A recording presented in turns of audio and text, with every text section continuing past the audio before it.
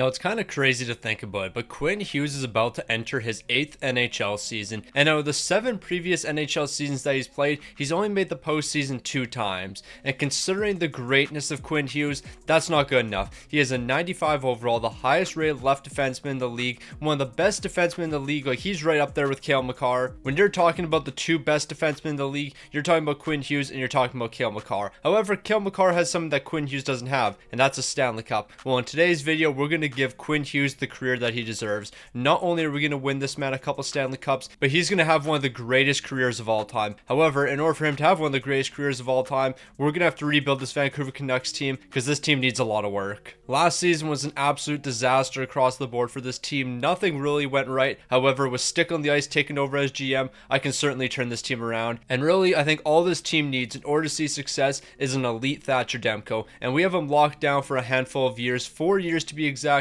Demko's going to be the #1 guy here. And that kind of puts Kevin Lankinen in a very weird spot because we just gave this man a big deal, like $4.5 for the next 5 years, but we're paying him $4.5 million to be the backup. And I don't really know how I feel about that. But you know what? We'll address that at a later time. Quinn Hughes, I'm going to give you the career you deserve. And in order to do that, we have to make some trades. Now, this might be our first and only trade for year #1 because I can't really find too much to do with the Vancouver Canucks right now. They don't have a lot of young pieces. I don't really want to trade a ton of picks away, but I do think this would be a good deal for us. We trade Filipino and Forbert away. We bring in Jackson Blake. Now, Jackson Blake's going to be locked down for the next 8 years after this one. He's an 84 overall. We're going to give him second line minutes. He's going to be a good playmaker for us, and I'm going to hope that he can develop into one of the key players for us. We're also going to bring in Nikishin, 83 overall. He's a good young defenseman. I'm going to play him on the second pairing, and ideally he can get up to like an 85, 86 overall, and we won't have to pay him too much. So Filipino and Derek Forbert, are you going to be enough in order to get the deal done? They're going to be saying no. Now, I kind of had a feeling they were going to be saying no to that, so we're going to have to give up a couple draft picks. Now, I just don't want to give up too many draft picks, so hopefully a 6th round pick is going to make the difference. They're saying no. It has to be a 6th and a 7th. At the end of the day, I'm perfectly fine with giving up a 6th and 7th round pick in this deal, especially if we're going to be getting these 2 players. They could be key players for us in the future, or we kind of got fleeced, but we're not going to worry about that. We're walking away with 2 studs. So after that one trade we made, this is what the team's looking like. Pedersen, Connor Garland, and Jake DeBrusk going to hold it down the top line. Evander Kane, Jackson Blake, and Brock Besser on the second line. Eventually, Lekkermaki's going to be moving into a top 6 role, but for now, he's going to be playing third line minutes. When it comes to the defense, that's basically staying the exact same. Nikishin, you're going to be brought to the team. You're going to have to play some third pairing minutes because I completely forgot about Marcus Pedersen, but we're not going to worry about him too much. And then when it comes to goaltending, of course, Thatcher Demko's the #1, and we're going to rely on him for a majority of this video. I shouldn't say that though, because I wouldn't be surprised if in a year or so, we're going to be looking to move Thatcher Demko. But until that moment, we're just going to pray that we get NHL 25 Thatcher Demko, because if we can, this team might be unstoppable. Now, the Vancouver Canucks were looking amazing at one point. They are no longer looking amazing. Like, I think at one point this team was like 23-13. We are no longer 23-13. We have a 34-25-3 record. I guess we're 12th in the entire league, and that's not terrible. But considering we had a 28-13 record, we haven't been that great over the past couple games. The offense is not looking great here. The defense isn't looking great. The fact that we're 12th in the entire league is actually very surprising. Quinn Hughes is currently leading the way with 67 points. Elias Pettersson 52. Jake DeBrusk 45. Brock Besser 41. Do we just have a really bad bottom 6? I'm starting to think that's probably our problem, and it looks like that's the case. We have a terrible third line. The second pairing defense isn't looking that great. That's what's holding us back. It's not the top 6. Our top 6 right now is actually performing. It's the bottom 6. The bottom 6 and our second and third pairing defense, that's what's letting us down right now. When it comes to goaltending, Thatcher Demko, 26 wins, 3 shouts, a 908 and a 308. I need you to be better. These aren't NHL 25 Thatcher Demko numbers. I mean, technically they are, because these are NHL 25 Thatcher Demko numbers when he's on my team. If Thatcher Demko was on any other team in the NHL right now, I guarantee you he would have a 950 and a 150. Because that's just how it works. NHL 26 is hating me early on in the cycle, and that's not a good sign for things to come. Granted, with us being 12th in the entire league right now, it probably wouldn't hurt if we made a trade or two. I would like to make a postseason push, but I don't want to trade everything right now. Now, I think this trade could be good for us. We pick up Paul Cotter, who can play some bottom 6 minutes. Yes, he is a grinder, and I'm not a fan of grinders, but when it comes to the bottom 6, I think Paul Cotter could be pretty solid for us. We're also bringing in Seamus Casey. He's a good young defenseman for the future. Eventually, Tyler Myers is going to be leaving, and I'm going to need somebody somebody to take his place, and that could be Seamus Casey. The Calgary Flames are offering us this deal. I'm saying no to that. Like, I'm just not going to accept that. That doesn't make sense for us. However, this one does. Giving up Kiefer Sherwood and Pierre-Oliver Joseph. I'm likely going to have to throw a third round pick in this deal, but I'm okay with that. I know I said I didn't want to trade all of our picks away, and I'm kind of going back on that statement considering I've traded a lot of picks so far, but this is going to be worth it. Paul Carr is going to play some good minutes for us. Seamus Casey is going to play some good minutes for us. We're going to be better in the future because of this deal. Now, after picking up Paul Cotter, I would like to bring him back to the team, but I'm hoping we can do sub $3 million. He wants $3 million exactly. I don't know how I feel about that. We could do 2.8. Hopefully you're going to be interested in 2.8. It looks like we can probably get that done, but what if we did a multi-year deal? I could do 2.9 for 2 seasons. I think that's pretty fair for Paul Cotter. He's going to be an important piece for us. I'm going to need him on the bottom 6. Seamus Casey, I think we can re-sign you for very cheap as well.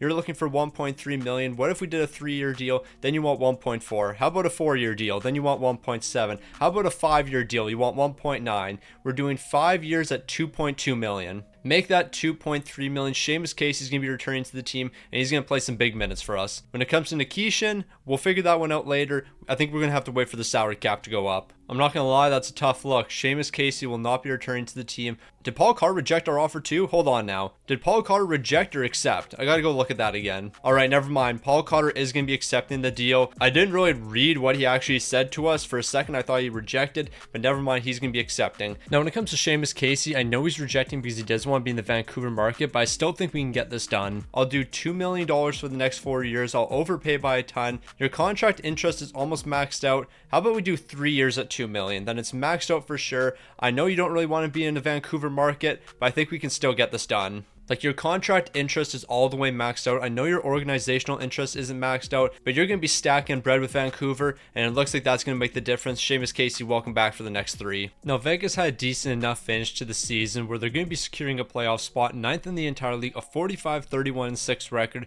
And I actually think this is a good sign considering I think our team's going to get better moving forward. Like, right now, this is the worst version of the Vancouver Canucks you're going to see. Quinn Hughes is a point a game, 84 points, 11 goals, 73 helpers. Elias Patterson, 66 points. I need you to be better. We're paying you the big bucks right now. $11.6 million.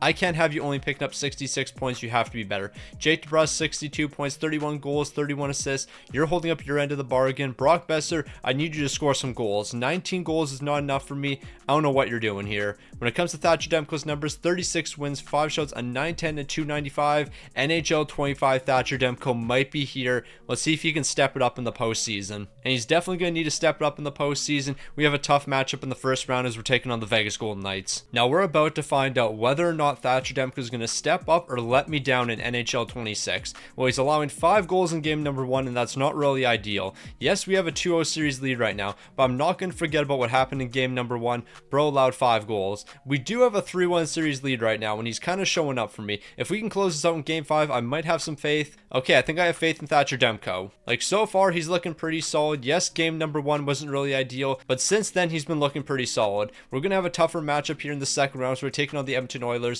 They have Connor McDavid, they have Leon Draisaitl. We all know what they're about, but we won game number 1, and we haven't won since. So we're moving into game 5 elimination. We have to make a 3-1 series comeback. If I'm being honest, I don't think we're going to be able to do it. Like, this Vancouver Canucks team just isn't good enough right now. Connor Garland's picking up the first goal of the game. Moving into the second, we're allowing 3 unanswered. Yeah, we're falling to the Oilers. This isn't really much of a surprise. The Vancouver Canucks are going to be falling in the second round. Truthfully, I'm a little bit surprised we made past Vegas, but there was no way we were going to stop Connor McDavid and Leon Draisaitl. Those guys were going to lock in, and it was wraps after game number 1. Ah, yes, the most realistic Stanley Cup final. The Anaheim Ducks taking down the New York Rangers. That is what we were all expecting during the 2025-2026 season. The Anaheim Ducks to take down the New York Rangers. I think we're just going to leave it at that. The Vancouver Canucks didn't show up in the second round. Brock Besser, 6 goals, 4 assists for 10 points. Quinn Hughes had 8 points in 10 games. Jackson Blake was looking really solid. He's still only an 84 overall, but I think he's going to start progressing pretty quick. Elias Patterson, 6 points in 10 games. I need you to be better. I need you to be a star player on this team. I don't know what it's going to take, but I need you to unlock that potential that you've had in the past. And when it comes to goaltending, okay, Thatcher Demko was elite. 5 wins, 1 shot, a 932 and a 234. We just didn't score goals. Plain and simple, we would have won a Stanley Cup if we could have just scored goals. Because with these numbers from Thatcher Demko, there's no reason we should be falling in the second round. Thatcher Demko stepped up when it mattered. The rest of the team folded. No, it's a heartbreaking sight right there. Now we're off to a decent enough start in the draft. We're going to be getting a medium top 6 potential sniper. He's a 67 overall right now, but we're not going to need him anytime soon, so he's going to have lots of time to develop. Now I know for a fact this guy's not going to have high elite potential, but we're still going to take a swing. And what are we getting? Medium top 9. You know what? It was sort of worth it. Not really, but it was worth the risk. Now, Nikishin, I want to bring you back to the team, and we don't have to worry about cap space because we have $10 million right now, and you're only looking for $3 million. We can do under $3 million for sure. How about we do 2.8 for the next 3 seasons?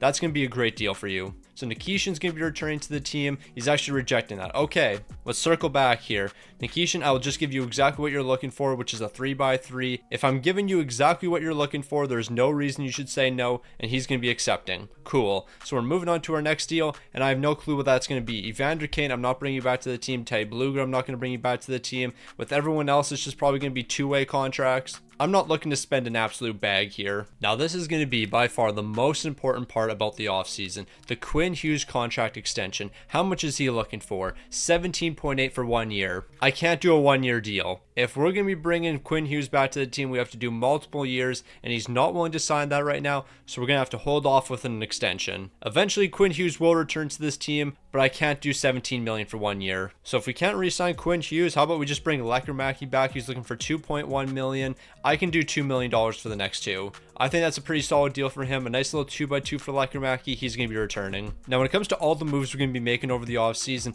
we have to have a couple conversations with these players because we have way too many guys on no movement clauses that aren't performing for me. Like Brock Boeser, respectfully, you're a great player and all, but I saw what you did last season. I can't have that happen again. So I'm going to ask Brock Boeser if there's any team he's willing to be traded to. It doesn't look like it. So Brock Boeser is going to be staying on the team. Like in reality, I have nothing against Brock Boeser, but that man did not perform. Why did Jackson Blake drop 1 overall? That doesn't make sense. Bro had a great season. He had 43 points on the second line. In his rookie season, he had 34 points with Carolina and was an 84 overall. He had 43 points last season and then dropped 1 overall. How does that make any sense? Now, Marcus Pettersson, you're a decent enough player for me, but I think we're going to be able to trade you away. Our persuasion success is very convincing, so I'm going to see if I can trade you. Yes, we can. So Marcus Pettersson's leaving the team. That actually helps us a lot. Because in reality, we don't need him and Nikishin. So we're going to be shipping out Pettersson. We'll be able to upgrade the forward core. I think this is a great trade for us. We can work with either the Edmonton Oilers, Montreal Canadiens, or New York Rangers, and I think we're going to work with the Edmonton Oilers because I know who I want to pick up. I take that back. We're not going to be making a trade with the Edmonton Oilers because there's just no way we get this done. I wanted to bring Matt Savoy to the team, but I don't know how they're going to be taking on Pettersson's contract. So I guess we'll move over to the Rangers, but in reality, I don't think the Rangers cap situation is going to be any better. I guess it actually is. They have like $10 million to work with. We can make this happen. All right, so here's what I think we're going to do. Marcus Pettersson's going to be sent over to the New York Rangers to bring in Will Cooley. Will Cooley's going to play some second line minutes because we lost Evander Kane because he's aged out on us. He ended up dropping like 2 overalls and I didn't want to bring him back. I think this is a great trade for us. I think we're getting an upgrade with Will Cooley. We're better off after making this trade. Now, the Will Cooley trade actually might backfire on us because he's not willing to sign an extension right now, and he wants a 1-year deal at $6.4 million. We can't do these 1-year deals. If I'm going to trade for you and bring you to the team, we have to do multiple years. All right, I did not realize how many no movements and no trades the Vancouver Canucks have. Like, considering right now they're kind of a mid team, it's wild that over 50% of your team has a no movement and a no trade. Like, I don't know what kind of a disaster class they're running over there, but it makes no sense. So I think the best thing we can do right now is just give everyone cheap 1-year deals. Like Charlie Coyle, you can join the team for 1 season. Tolvanen, I can bring you to the team for 1 season. I'm fine with giving you no movement because we probably won't bring you back next season. I can almost guarantee we won't bring him back next season. Teddy Bluger, I know I let you walk into free agency, but I guess I can bring you back at $1.8 million. And then we need to sign one decent enough right defenseman who's on a cheap enough contract. Nick Jensen, I don't really want to bring you in. You're 35 years old and you're an 82 overall. I guess worst case Ontario here, we just keep Tyler Myers on the team, and we might just do that. This Vancouver Canucks team is certainly in a tough spot with all the contracts they've handed out.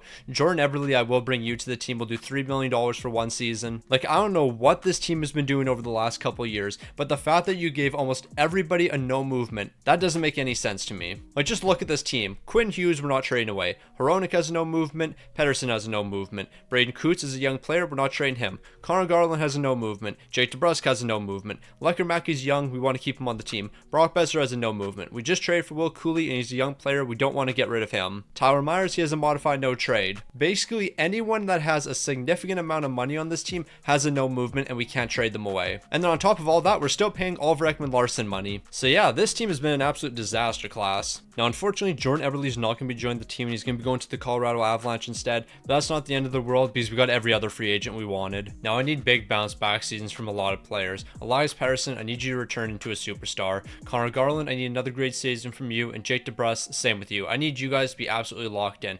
Brock Besser, I need more than 19 goals this season. Jackson Blake, I need you to start developing, especially into like an 87, 88 overall player. Will Cooley, I need you to accept a reasonable contract. When it comes to the defense, Quinn Hughes, we need to re-sign you. That's basically all I have to say about the defense. Quinn Hughes has to come back to the team and he has to sign a multi-year deal. Thatcher Demko, we saw what you did in the postseason last year. I expect you to do the exact same. Before we even simulate any games, Quinn Hughes, can I bring you back to the team on a multi-year deal? There we go. So Quinn Hughes is going to be returning. We're looking at about $16 million for the next 8 years. We can actually probably do less than that. We might be able to do $15 million for the next 8. If we do $15 million for the next 8, Quinn Hughes is going to be signing that one. So he's going to be returning at that price tag. Honestly, that's not terrible. And then when it comes to Will Cooley, he's only looking for a 2-year deal right now. So we'll hold off a little bit with him. But now that Quinn Hughes is re-signed to the team, we don't really have to worry about him anymore. All we have to worry about is re-signing Will Cooley. And I don't think that's going to be too difficult. So it's the day before the trade deadline. And I really want to bring Will Cooley back to the team. However, he's still only looking at a 2-year contract. I don't know how I feel about a 2-year contract. Like, is he performing really well this season? Because if he's letting me down, there's no point in bringing him back to the team. 23 goals and 23 assists is definitely worth it. So yeah, Will Cooley, you are coming back to this team. We're probably going to be looking at around $7 million for the next 2 years. I don't really want to do too much more than that. So Will Cooley, that's exactly what you're getting. $7 million for the next 2. So he's going to be returning. He's going to be an important piece for us. We can't really afford to lose him. Like, as of right now, things aren't looking terrible for the Vancouver Canucks. We're a top 10 team because we're 10th in the entire league, a 35, 23, and 4 record. The offense is slightly better this season, and the defense is definitely better. However, Elias Pettersson only has 58 points. I need you to be a star on this team, plain and simple. I need you to be that guy. Quinn Hughes, 55 points. He's -3. I have no clue how this man is -3. I'm going to be honest, these plus-minus numbers are having me a little bit concerned because these are not good plus-minus numbers whatsoever. When it comes to scoring, we don't really have an elite scorer right now, and I think we're missing that. Jackson Blake is still an 84 overall. He has 11 goals and 25 helpers so far. If he doesn't start developing in the next year or so, we might be looking to move on from him. When it comes to goaltending, Demko's a star right now. 29 wins, 2 shouts, a 915 to 264. He's 31 years old, so I don't really know how many good years he has left in him. Meanwhile, Kevin Lankinen, I need to move on from you. I can't afford to pay you $4.5 million to be our backup. This is your final season with a no movement clause, so we will be trading you next season to free up a little bit of money because it makes no sense to pay you and Thatcher Demko both right now. So with the team being top 10 in the entire league, it probably wouldn't hurt if we made a trade, but what trade can we actually make right now? I have no clue. Like, there's very few players we can actually trade away on this team, and of the players that we can trade, I probably don't want to move them. Like, I'm not moving Lekkermaki. I'm not going to move Will Cooley. Nikishin, I'm not going to move you. I'm not moving Paul Cotter. I don't really want to move Jackson Blake quite yet. The best I could do is trade one of these young prospects away, but I don't even think that's the best decision. I guess Höglander could be moved, but he's putting up pretty solid numbers on the bottom 6. And at a cap hit of $3 million, I don't really think it makes sense to move him. He also doesn't have that high of trade value, so you would have to package him up with a couple other pieces, and I'm not even sure if it would be worthwhile for us. Now, if I'm being honest, I don't think we can really make any deals here. Like, there's no one that I want to trade away that actually makes sense for us to trade away. We have too many guys with no movement clauses right now. Everyone else on the team, we're kind of just waiting for them to develop. We're in a tough spot. What can I say? A lot of the snipers that we have on this team aren't scoring goals and they all have no movement clauses. What do you really do about that? Like, Connor Garland's 30 years old. He's an 87 overall. He only has 18 goals right now. He's -3, and there's nothing we can do. We just have to hold on to him for the next 3 years, and then we can move on from him. Brock Besser's not really performing. He only has 16 goals right now. He has a no movement for the next 3 years. We're kind of stuck with this Vancouver Canucks core. Like, the more I rebuild this team, I realize how bad the Vancouver Canucks situation is right now. Why did you hand out so many no movement clauses? Like, you have virtually everybody locked down to a no movement. You can't trade any of them away. They all have pretty decent sized cap hits. I mean, to be fair, Brock Besser is better than a 16 goal scorer. This team is just bad in NHL 26. Like, Jake DeBrusk is better than this, Connor Garland's better than this, Brock Besser's better than this. I guess I should cut them a little bit of slack. Now, as of right now, I'm just concerned with the offense of this team. Our defense has actually been really solid. It's the offense letting us down. A 46, 28, and 8 record's not too bad. Looking at the leading scores, Quinn Hughes is going to be the lone point a game player. He had 83 points. Elias Pettersson, 75. We are paying you $11 million. I need more than 75 points. Jake DeBrusk, 65 points. You picked up 31 goals. I can take that. Connor Garland, 30 goals. I will certainly take that. It seems like after the trade deadline, we just started scoring a lot more. Numbers across the board look a lot better, so maybe I shouldn't question this team as much as I am. Maybe we're actually going to step up when it matters most. Thatcher Demko, 37 wins, 3 shots, a 914 to 267. You know what your job is once the postseason comes around. You've been able to step up for me before, being last season. Now it's time for you to step up again. So we're about to find out what Thatcher Demko is made of. We're taking on the Dallas Stars in the first round. I believe the Dallas Stars were a 39 win team, so I'm not really too afraid of them. We're going to be winning game number 1 in overtime. Moving into game 2, we're going to be dropping that one in overtime. So we've split the series through the first 2 games. We were to get back in the win column pretty quick. We allowed 8 goals in game number 3. The fact that that didn't completely flip this series is actually a great sign. We responded in game number 4, and if we can respond after losing a game 8-1, I think we can win every game. So we've won back-to-back games. Can we make it 3 straight and move on to the second round? No, we cannot. We have to go to game 7. Thatcher Demko, you have not performed for me. Plain and simple, you've allowed way too many goals in this series, but in this game right here, I need you to allow 0. It's going to be a scoreless first period. Moving into the second, Jamie Benn, Thomas Harley are picking up goals. Will Cooley's going to be responding, but we need to find the back of the net in the third period, and we have to find it multiple times. So let's see how the third period goes for us. Will Cooley's picking up another goal. This man is single-handedly carrying the team. Can he complete the hat trick in overtime? It doesn't look like it because we need double overtime. So can he score the hat trick in double OT? No, we can't. Mikko Rantanen is going to be ending it, and we're going to be following in this one. We got outshot 52-33. Yeah, we have an offense problem. So there's a lot of problems that this team has right now. We can't score goals. The defense collapsed when it mattered most. We lost to a wildcard team in the Dallas Stars. Nothing is really going the Vancouver Canucks way right now. Jackson Blake had 10 points, 6 goals and 4 assists. Is he up to at least an 85 overall? Yes, he is. So Jackson Blake's finally going to start developing. Quinn Hughes, he had decent enough numbers, but it was that top line. Jake DeBrusk, Connor Garland, Elias Pettersson. Something has to change. I'm going to ask all of these guys about a potential trade because I think we have to change things up here. Thatcher Demko, the numbers just weren't it this season, but can we find one positive? Did Quinn Hughes win the Norris this season? He didn't win it last season, but maybe he's going to be taking it home this season. Never mind. It looks like that's going to be going to Adam Fox. We can't win Stanley Cups. We can't win Norris trophies. This team can't win at anything right now. Now we got to shake things up a little bit, and I think a good trade would be picking up Lukas Reichel. He's under contract for the next 3 years. He's up to an 85 overall. He could play some good bottom 6 minutes for us. I don't need him to turn to an absolute superstar. I just need him to play his role on this team. I'll throw a 5th and 6th rounder in. I'm basically just throwing in all of these later round draft picks. Hoaglander's also going to be thrown into this deal. Lukas Reichel, welcome to the team. I need you to play good bottom 6 minutes for me. I don't need you to be a superstar. I just need you to play a role. Also, the main reason I traded all those draft picks away was this draft was atrocious. There was nothing here for us to work with. Now, when it comes to the re-sign phase, I don't think we're going to do anything. Tyler Myers, you can walk. Charlie Coyle, you can walk. Drew O'Connor, you can walk. Tolvanen, you can walk. We're going to bring in some elite players for the bottom 6. We might even try to bring in some elite players for the top 6. That is not happening. You are not getting $3 million. You are an 81 overall. You're absolutely bugging. I'll qualify you as an RFA and we'll figure it out from there. But yeah, we have to make a big splash this season because we need to change the culture around here. All right, before we do anything this season, before we spend any money, before we sign any players, before we make any trades,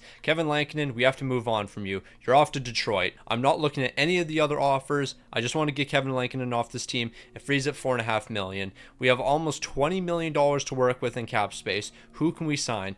Kirill Marchenko is an option. Is he a UFA? No, he is not. So who can we actually bring to the team? Alex DeBrincat, Drake Batherson, William Karlsson, Brandon Carlo. This isn't the greatest, I'm going to be honest. Like, a lot of these guys are getting into their late 30s. I don't think it makes sense for us. Alex DeBrincat, you're 29 years old. Yeah, you're a good goal scorer, but I don't know where you would fit in the lineup. You also want a no trade clause, and I'm not willing to do that. We just might have to make a lot of trades. Alright, so we gotta stop messing around. We have to start winning Stanley Cups. Braden Coots, you're a good young player, and you're actually developing really well right now. However, we can't wait any longer. We can't be wasting more years of Quinn Hughes' career when we're supposed to be giving him the greatest career of all time. So David Jiricek, welcome to the team. I need you to play some defensive minutes for us. We could use a bit of help. We need to throw a little bit more into this deal, so I'll throw in this RFA, and that will be enough to get this one done. They really want a 7th round pick as well. I'm not gonna lie, y'all are being a little bit greedy. Like, I don't know why I have to throw a 7th round pick into this deal, but you know what? In order to get David Jiricek, I'm willing to do so. So with that move, I think our defense is set. We're going to have a really good top 4. The third pairing is going to be good enough. It's full of 2 young players. Now we just have to work on the forward core. All right, so we got to bring in some young guys for the bottom 6. And I think Jake O'Brien and Nyman would be 2 great additions. O'Brien's an 81 overall right now, and he's showing some pretty solid progression. On top of bringing O'Brien, we're also going to bring in Nyman, 79 overall. He can play some 4th line minutes. We're going to be giving up our 1st round pick for 2029, but I think it's worth it. We're getting 2 young players. We wouldn't be able to get these players with our 1st round pick, so it's definitely going to be worth it. I'll throw in a 4th round pick from Toronto, and that's going to be enough to get this one done. Now, I would like to make one more big splash, but if we're making a big splash, I need this player to have an actual role in the lineup. Because right now, we have Elias Pettersson, Jake DeBrusk, and Connor Garland on the top line. Then it's going to be Brock Besser, Will Cooley, and Jackson Blake on the second line. So if we're making a big splash, more than likely the player we're bringing in is going to play bottom 6 minutes, and I don't know if I want to use a ton of assets to bring in a bottom 6 player. So we might not be making a trade here, but instead just going to free agency. Like, yes, it isn't the greatest free agent class in the world, but we could sign a couple guys to 1-year deals. William Karlsson on a 1-year contract would not be bad. So I'll do $7.9 million, and I'll even give him a no movement instead of a no trade. Hopefully that's going to be enough for him to accept on the spot, and it looks like it is. So we're bringing in William Karlsson on a 1-year deal. I wouldn't hate bringing in Mark Stone on a 1-year deal, but he's interested in 2 years, so we're not going to go with him. Instead, we're going to go with Philip Deneau because he could play really good 4th line center minutes for me. He would fit the role perfectly. We'll do $3.9 million for 1 season. Philip Deneau, I don't know why you would reject that offer, so you should be coming to the team. Now, after all the trades we've made, there's only one guy that we have to worry about re-signing right now, and that's going to be David Jiricek. How much money is he going to be looking for? $7.4 million. I can make it work. He's going to be one of our top defensemen. I'm okay with paying him that, but we're actually going to save a bit of money. 6.8 for the next 4. That's an even better deal. So Jiricek's going to be returning to the team. Paul Cotter, I think there's a very high likelihood that you're going to end up walking into free agency, but at this price tag, maybe we keep you around. Like 3.1 for Paul Cotter is actually pretty solid. So Paul Cotter, welcome back to the team. I didn't expect you to be returning. I guess through all of this, there is one other thing we have to do. We need a backup goaltender. Like, I traded our backup away, so maybe we should go get one. And who do I want to bring to the team? Just give me a young 79 overall player. Colton Ellis, welcome to the team. St. Louis Blues legend, even though you've never played a game for us.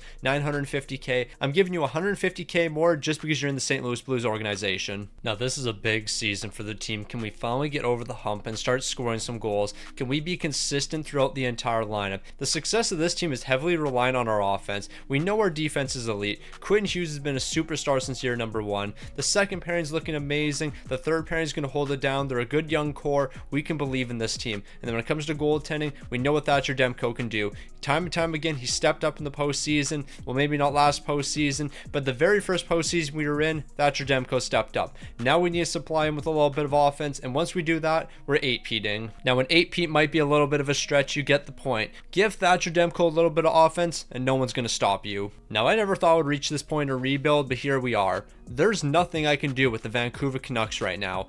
Everyone's on a no movement. I can't trade anyone away. Of all the players that have no movements, none of them are scoring goals right now, and that's our only problem. Defensively, we're not terrible. We could be a little bit better, but we're not terrible. We're probably in the upper third of the league. Maybe middle of the pack is a more fair statement. So defensively, we're right in the middle of the pack. Offensively, we are one of the worst teams in the entire league. And the problem is, we can't trade any of the players. Elias Pettersson, 51 points. I can't move him. Will Cooley, 47 points. That's not terrible, but I'd like you to be better. Quinn Hughes, you have no support. I can't expect you to do anything.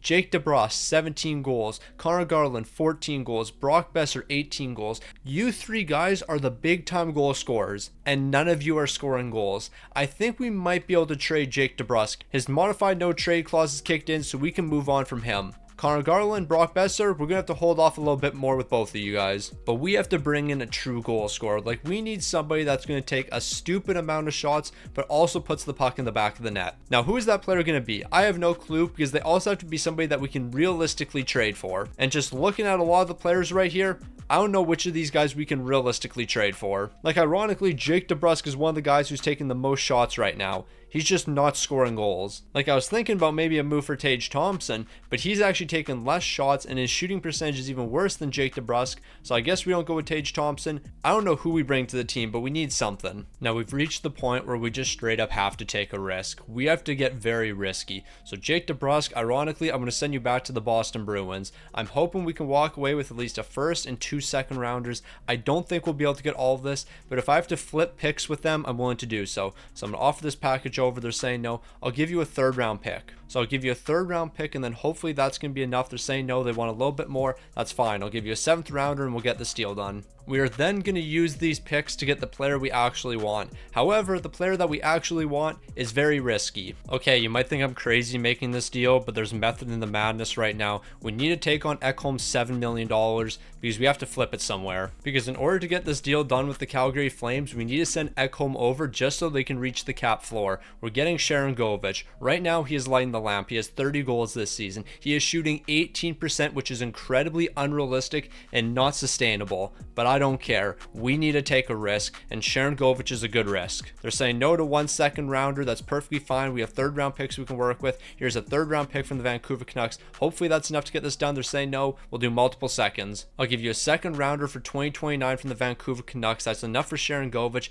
Nah, y'all are wilding a little bit. I'm not gonna lie, we should be able to get this deal done, and the fact that you guys haven't said yes is a bit crazy. Is this gonna be enough? Okay, we're doing 3 second round picks on top of Ekholm. This is way too much for Sharon Govich, but we need to spark something and we need to change up the lineup. Now, I think Sharon Govich is gonna be the lone guy we pick up here. Is he gonna save this franchise? I have no clue. Vancouver's in a tough spot right now. The no movements are making this impossible. Now, when it comes to discussing Quinn Hughes' legacy, this season will not be brought up because this season was a disaster. 20th in the entire league, a 39-35-8 record. There's nothing I can say. I can't defend myself, but I will say one thing. There's too many no movements. Vancouver's actual GM has handcuffed me so much when it comes to making trades that I can't move on from any of the players that aren't performing. Connor Garland is supposed to be one of our top snipers. He had 19 goals. Brock Besser is supposed to be one of our top snipers. He had 25 goals. Sharon Govich led the way with 37 goals. But didn't he have 30 goals when we acquired him? Yes, he did. So that means he had 7 goals after we traded for him. 7 goals, 10 assists, 17 points. The crazy thing is, if he was on our team for the entire year, he likely would have led the team in scoring. And if he didn't lead the team in scoring, he would have been second to Will Cooley, who's been our top sniper so far. I don't even know what to say. Thatcher Demko, 31 wins, 5 shots, a 902 and a 295. There's not really too much more you can do when your team doesn't score goals for you. Like, you're not the guy out there trying to score goals. The rest of the team is. Over the offseason, I'm going to talk to every player who has a no movement, and if I can trade them all the way, that would be the best case Ontario. But as of right now, this is an absolute disaster class for the Vancouver Canucks. I'm trying to give Quinn Hughes the greatest career of all time, and we just can't do that. And why can't we do that? Because of all the no movements. Why on earth would you give this many players no movements? Like, it actually doesn't make sense to me. Vancouver's getting the 13th overall pick. We might try to move up in the draft. Okay, there is a very high likelihood that we're moving up in the draft. Ricky Nielsen, I'm going to try to trade for you if you actually turn out to be a sniper. You took a lot of shots with the US. 41 goals, 53 assists for 94 points. I'm going to simulate one pick, and if Seattle drafts a sniper here, which he's likely to be, we're making that move. We're trading for him. I don't care what we give up, we're getting that player. We need someone that can actually score goals on this team. He scores goals and he takes shots. That's all I need. So I'll trade the 13th overall pick and then maybe even the 20th overall pick. Or I could just trade Boston's 2nd round pick for next season. And I think that might be the move. So the 13th overall and a future 2nd rounder. Can we walk away with that great sniper? They're saying no.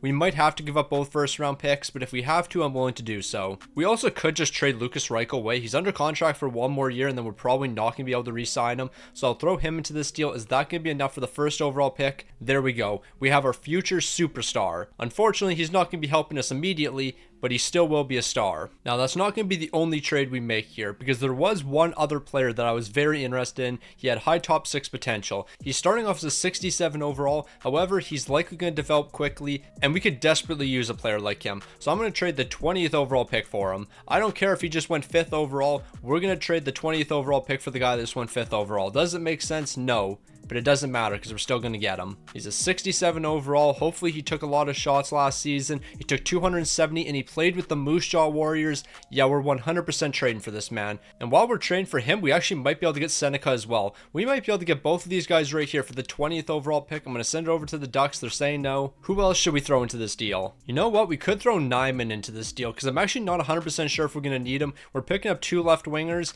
I think this is the move. We'll throw a couple later round draft picks in this deal, but we'll get it done. So here's a 5th and 6th rounder, and I think that's going to be enough. The Ducks are going to be accepting. Now all we have to do over the offseason is get some of those guys who have no movement clauses to waive them. Now we have $14 million in cap space, but we don't have to worry about re-signing anybody. We'll sign a couple of these rookies, but that's all we're going to worry about. Now I'm a little concerned with how much this deal is going to cost, but he is one of the most important players to this team. Will Cooley, how much are you going to be looking for? Why are you always doing short-term deals? I'm not doing 1 year, $8 million.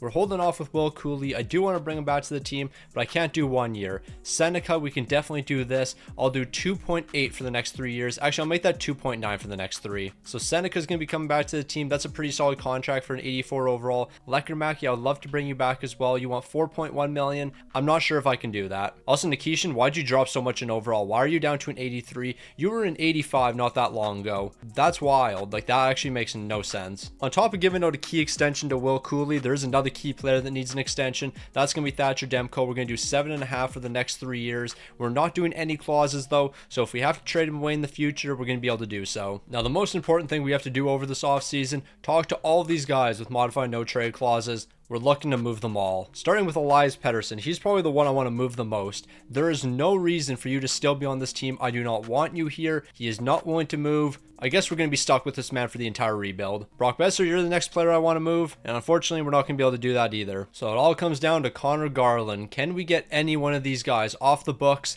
We can trade Connor Garland. Thank you. I am so happy we can move this man. I don't care where we have to ship him off. I just want to get him off the team. He wants to go to the New York Rangers. That works for me. So I think this is what we're going to do with Connor Garland. We're going to send him over to the Rangers. We're bringing in Gabe Perreault. He had 20 goals last season. Therefore, he can score goals. Mason Lowry, we're going to need a new left defenseman. Nikishin's probably going to be traded away. Like, the fact that that man has dropped in overall makes no sense to me, but it is what it is. We're going to try to pick up both these guys. Maybe I can just throw Nikishin in this deal. Like, I'll throw him in this deal. We bring in Mason Lowry, which is an upgrade. Gabe Perreault, you're probably going to be an upgrade for this team. This is a good step in the right direction for the Vancouver Canucks, but I still don't think this is going to be the answer. Now, Gabe Perreault, I was thinking your extension was going to be a lot worse than this, but I'll definitely take 3.7 for the next 3 years. I don't know if you're going to be playing top 6 minutes or bottom 6 minutes, but regardless of what minutes you're playing, you're going to play big ones for me. Also, Seamus Casey, I can keep you on this team for 2.5 million. That's a really good deal. Also, we have the same issue with Seamus Casey again. He doesn't want to sign with our market, so I just have to give him exactly what he's looking for, 2.65 for the next 3. But this time, the dollar amount's actually not going to make the difference.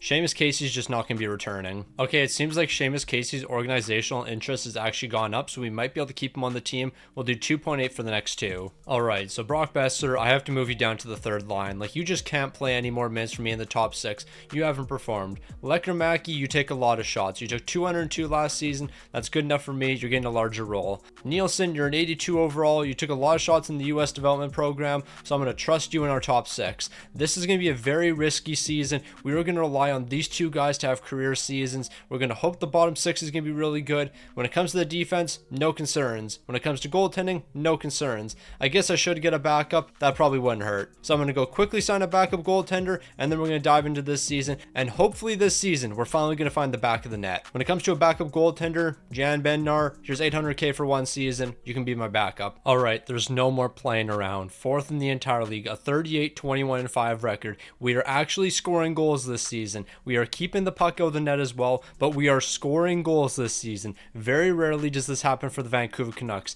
Quinn Hughes, 67 points. Sharon Govich, 58 points, but he has 21 goals. Will Cooley, 24 points. Jackson Blake's having a breakout season. 21 goals, 30 assists for 51 points. Lekermack, 19 goals and 43 points. Brock Besser has 40 points and 14 goals. Pettersson is a complete and utter fraud. I really wish we could trade this man. Like, I do not want him on the team. Ricky Nielsen, 17 goals, 14 assists for 31 points. He's doing pretty well in his rookie year. He's up to an 85 overall. We're not making any trades. I trust the team right now. Plus, we're actually scoring goals. I can't trade players away when we're actually scoring goals for once. It has taken till 2029 for this team to finally start scoring goals. we can't mess things up now. We have to trust the Vancouver Canucks team. We have to trust the goal scorers we have. We just have to pray we can have a strong finish to the season. So Vancouver's back in the postseason, but this time they're going to be one of the best teams. Third in the entire league, a 52-24-6 record, scoring 3.49 goals per game, and that's going to have us as the 5th best offensive team. I never thought I would see the day. With the amount of no movement clauses we had and all the players disappointing, I didn't think we would ever see success, but here we are. Quinn Hughes, 89 points, Will Cooley, 72, including 34 goals, Sharangovich, 25 goals, Jackson Blake, 25, Elias Pettersson, 26, Lecker-Mackey, 23, Nielsen, 21. We actually have players scoring goals on this team. It almost brings a tear to your eye. Thatcher Demko, 41 wins, 2 shouts, a 916 to 263. I just need this team to step up when it matters. And when does it matter? Right now. We're taking on the Winnipeg Jets in the first round. We got to take this one game at a time. I think it's about time that Quinn Hughes won a Stanley Cup. He has dealt with far too much disappointment so far with the Vancouver Canucks, and we have to change that. However, we are going to be dropping game number 1, and we're going to be dropping game 2. And in both games, we've allowed way too many goals. Can we win game number 3? Yes, we can. So all we have to do is respond in game 4, and that's what we're going to do. So it's a best of 3 moving forward. How about we win 3 in a row if it's going to be a best of 3? We're immediately going to be dropping game number 5. I'm not overly shocked. Of course, this team is going to fold when it matters most. We're going to win game 6 though, and then we're going to drop game 7 because we're going to win game 6. We're going to give our team a little bit of hope. And then when we have all that hope, we're going to go into game 7 and we're going to completely choke. Or we're just going to blow a 2-0 lead entering the third period and then we can lose like that. But that's not going to be the case because Jackson Blake's going to pick up the OT winner. Now we go to game 7. But that Jackson Blake OT winner just gives us one thing. It gives us another game, but it also gives us hope. And what happens when the Vancouver Canucks have hope? It all comes crashing down. So here we go, game 7. It's a must-win game for the Vancouver Canucks. Sharangovich is going to be picking up the first goal of the game. Moving into the second, Sandberg's going to be responding. The third period is going to decide this one. The next goal is going to be a big one, and it could potentially be the winner. And what's going to happen in the third period? Well, it's going to be a scoreless one, so we have overtime to settle this matchup. The next goal is going to end up being the winner, and it's coming from Mark Scheifele. Why am I not surprised? So the Vancouver Canucks are going to be falling after being the 3rd best team in the entire league. After years of constant disappointment, they're going to be disappointed again. The thing is though, I almost want to celebrate this. At least we made the postseason. We actually scored goals this season. There's a handful of things the Vancouver Canucks can actually celebrate here, so I think I'll take it. Now the Montreal Canadiens are going to go on to sweep the San Jose Sharks in the Stanley Cup final. The Vancouver Canucks at least made the playoffs here, but I guess that doesn't really mean too much because we're not winning the Stanley Cup. I do like the fact that we finally saw a little bit of offense from this team. For the longest time, they were completely disappointing, but they scored some goals this time. Thatcher Demko, 3 wins, a 911 and a 269. Once again, I think it just comes down to offense. The offense wasn't good enough for us because these numbers should be good enough to get through the first round. Unfortunately, that's not going to be the case. Quinn Hughes, I'm trying to give you the career you deserve, and so far we're not off to the greatest start. The Montreal Canadiens won back-to-back Stanley Cups as we just saw, but is Quinn Hughes going to be taking home the Norris this season? It looks like he will. So Quinn Hughes is going to be taking home an award this season. He's going to be our Norris winner. It's about time people start putting a bit more respect on Quinn Hughes' name, and with him winning this Norris trophy, I think the tides are going to turn for the Vancouver Canucks. Ricky Nielsen also ended up taking home the Calder this season, so we're going to be taking home multiple awards. However, we didn't win the most important award, and that's the Stanley Cup. Okay, Thatcher Demko won the Vezina. We won a lot of awards this season. Unfortunately, none of those awards were the Stanley Cup, and that's what hurts the most. Now, we don't have a ton of draft picks to work with because we trade a lot away, but we are going to be getting a medium top 4 potential defenseman in the 5th round. Although he's only starting off as 48 overall, he has potential. Now, I think we're going to regret not signing Lecker-Mackey earlier because now we have to pay him and Will Cooley, and both of them are looking for bags. We don't do no movements around here. For this entire video, I don't think I'm going to be handing out any no movements, and if I have handed out no movements in the past, it's to players we're 1000% not going to be trading away, like Quinn Hughes. Will Cooley, we're going to start with you. We're looking at about $9 million for the next 3. I think that's going to be enough for you to accept, but now we have to go to Lecker-Mackey. He's up to an 87 overall. He's going to want a bag, and he wants no movements in the final season. I can't do that. So I'll do $8 million for the next 4 years. Maybe I can do a modified no trade with you. I'll do a modified no trade. I have no issue with that. 50% team protection, but that doesn't get your contract interest up at all, so we're not even going to worry about it. We'll do 8.5 for the next 4. That's enough for Will Cooley, and that's enough for Lecker-Mackey. I am praying we can bring both these guys back to the team. We also have Boquist here. year, I signed him to play in the AHL, and now he's up to an 82. So that's certainly interesting. Will Cooley's going to be rejecting the offer. Lekkerimäki's going to be accepting. At least we got one of the two. We can circle back to Will Cooley now. I don't want to do a no movement though. So we're probably going to be looking at $9.5 million. 9.5 might be a little bit much for Will Cooley, but he is one of the top goal scorers on this team, and we have to keep him here. He won't re-sign because of the trade protection. We might have to give this man a no movement. I don't want to give him a no movement, but we might have to. How about we just do a modified no trade, 50% team protection, $9.9 million. I want to have the option to trade him away if we have to, and I don't think that's going to be the case. We have to give him the full no movement. So let's get this down to $9 million. $9 million for the next 3. You get your no movement though.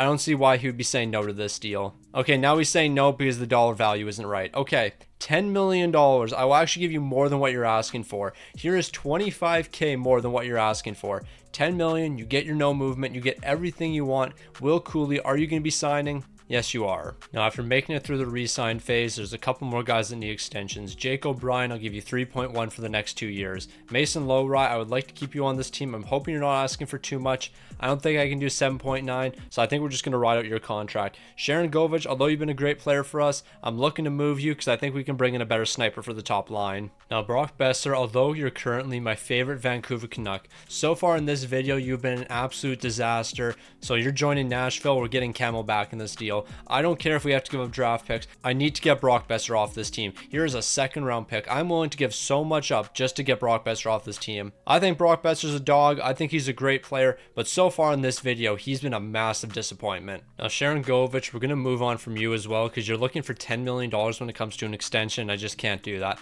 Quentin Musty, you're locked down for the next 2 years at $3.6 million. I think you can be a really good left winger for us. We have a surplus of right wingers. We need more left wingers on this team, and that's what you are. So I'll throw a 2nd round pick into this deal, and I think that could be enough. They're saying no, we'll do multiple picks then. I'll give you a 2031 3rd round pick. If that's not enough, I'm willing to do a future 1st rounder, and I think that's going to be the case. But if I'm giving you a future 1st round pick, how about you give me a 2nd rounder back? I think this is a pretty fair deal. They're going to be rejecting it. I'll take the 2nd rounder out. Just give me Quentin Musty. Like, come on now. Like, I am definitely offering you more than enough to get Quentin Musty on the team. Y'all are just getting greedy. Now, we've slowly been getting rid of all the no movements on this team. We only have a couple left, the main one being Elias Pettersson, and I cannot wait until we can get this man off our team. Like, we're paying him $11.6 million. How many points did he have for me last season? He had 63. Like, that's wild. You're not even a point a game for me, and I'm paying you $11.6 million. Why on earth are we doing that? The defense is looking pretty solid here. We know they're going to hold up their end of the bargain. Thatcher Demko is going to have another great year because that's what he does. But with the moves we made over the offseason, did we solve a few more of our goal scoring problems? Kemmel was brought in to play some 2nd line minutes. Nielsen's going to be moving to the right side. Quentin Musty's going to play 2nd line minutes alongside him and Jackson Blake. I think this 2nd line has a lot of potential, but whether or not they can live up to their potential, we're yet to see. Now, for the 2nd season in a row, the Vancouver Canucks don't have a problem scoring. 3.52 goals per game. That's going to end up being the 4th highest. But when it comes to our defense, we're the best in the entire league. So that begs the question why we're 4th in the entire league. We have the best defense, the 4th best offense, but we're 4th in the entire league. I feel like those numbers aren't really adding up. Quinn Hughes, 68 points. He's dominating once again. Elias Pettersson, 63 points. He's finally a point a game. It took until 2030 for this man to be a point a game, but can he close out the season being a point a game? We're about to find out. Jackson Blake, he's looking spectacular. 86 overall, 55.7 goals, 48 assists. He's passing the puck like crazy this season. Nielsen's got 30 goals at the trade deadline. The boys are putting the puck in the back of the net, but Will Cooley, only 17 goals. Granted, Lekkerimäki has 26 on the top line, so we're not looking too bad. Kemmel, 19 goals on the bottom 6. I'll take it. Seneca, 12 goals. The offense is looking pretty solid. We know goaltending is going to look pretty great. I almost forgot to look at goaltending, but we have to highlight Thatcher Demko's amazing numbers. 25 wins, 2 shots, a 911 and 271. But look at our backup. Hold on, maybe this guy should be our starter, but I can't turn my back on Thatcher Demko quite yet. He has been the number 1 since day number 1, and we got to ride with him a little bit longer. I don't really feel like making any trades, so I think we're just going to go right to the end of the season. We made a lot of trades over the offseason. We've been making a lot of trades over these past 2 years, and with the team team finally seeing success, I'm honestly scared to make a move because I feel like it'll completely mess things up. Now, Vancouver, I don't care about what you did during the regular season.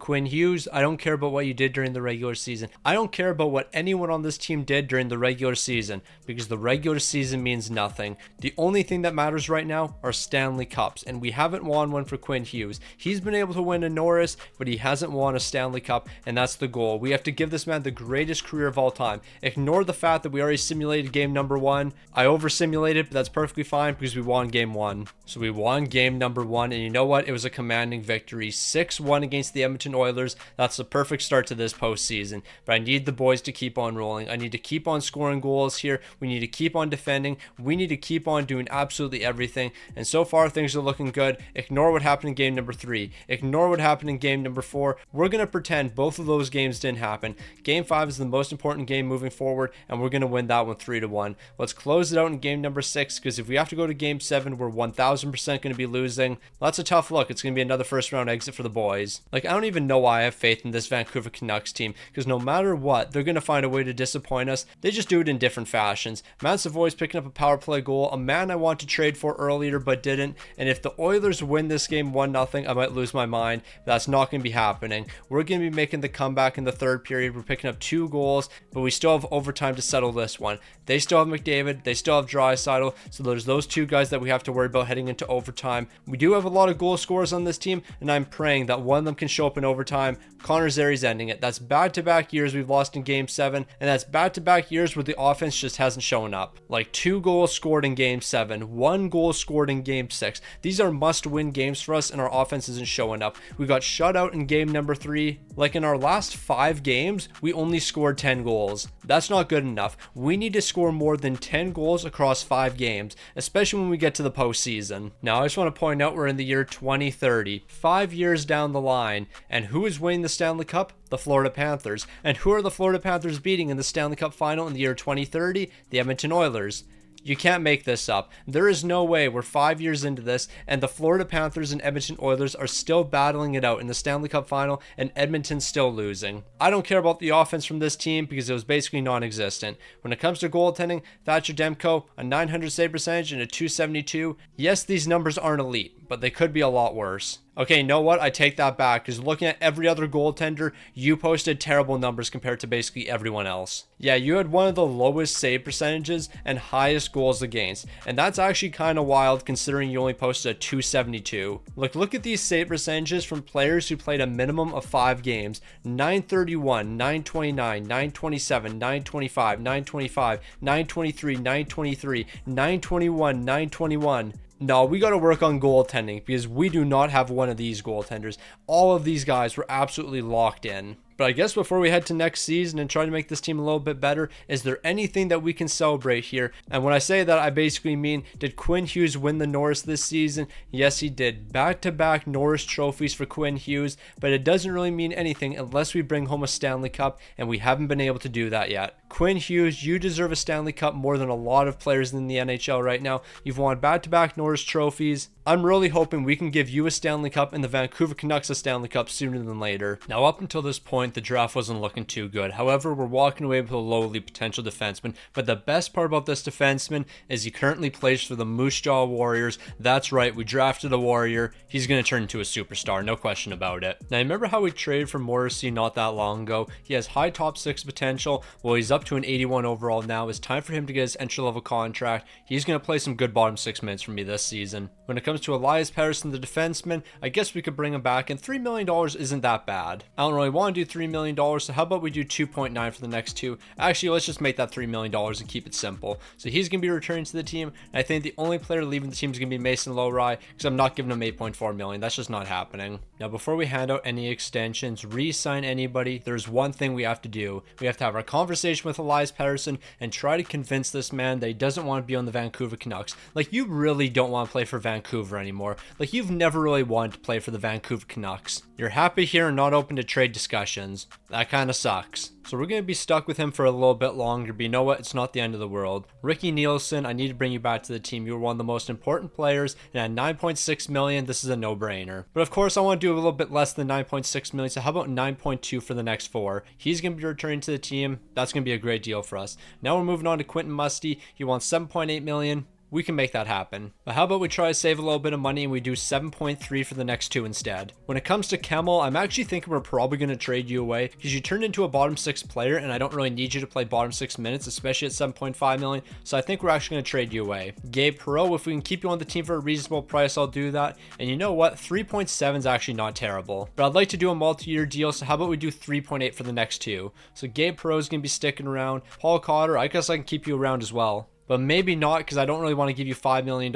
So Paul Carr is actually going to be leaving the team. Seamus Casey, I think you're going to be leaving the team as well. I can't give you $5.8 million. We do have Atu Ratu on the team, and he's not looking for too much money. So how about we do a nice little 2x2 with him? So we've handed out some pretty solid extensions, but now we have to go make some big trades. So I think this might be the lone trade we make this season. Seamus Casey and Kemmel are both going to be sent over to Montreal. We bring in David Reinbacher to be a second pairing defenseman for us at an 85 overall. 6.9 million is an absolute steal for the next 5 seasons. I think Seamus Casey and Kemmel actually might be enough here, and it looks like it will be, so that's going to be an absolute steal for us. The defensive core is getting a nice upgrade. And you might be wondering, well, why on earth did I trade for another right defenseman? We need a left defenseman here. Well, Hronek, you're 32 years old, and I think you're going to start aging out on us, so I'm going to trade you away, and we're going to try to get an upgrade to the left side. The other reason we're doing this is because I accidentally traded for another right defenseman when I wanted a left defenseman, but that's neither here nor there. Hronek, thank you for the amazing years, but it's time for us to move on. Now, you know what? That mistake actually might end up working out for us because we're going to bring in Igor Bobrovsky. He's an 87 overall offensive defenseman. He can play on our left side. That's going to give us 2 elite pairings. We're also going to bring in Jet Luchenko, who can play some bottom 6 minutes for us. I think this is going to turn out to be a really good deal. I guess we don't really need Jet Luchenko, so we can just go 1 for 1. I think we're coming down on the winning end of this deal because we're getting a player who is significantly younger. Now, I guess Quentin Musty's not going to be assigned his extension quite yet. He's going to hold off,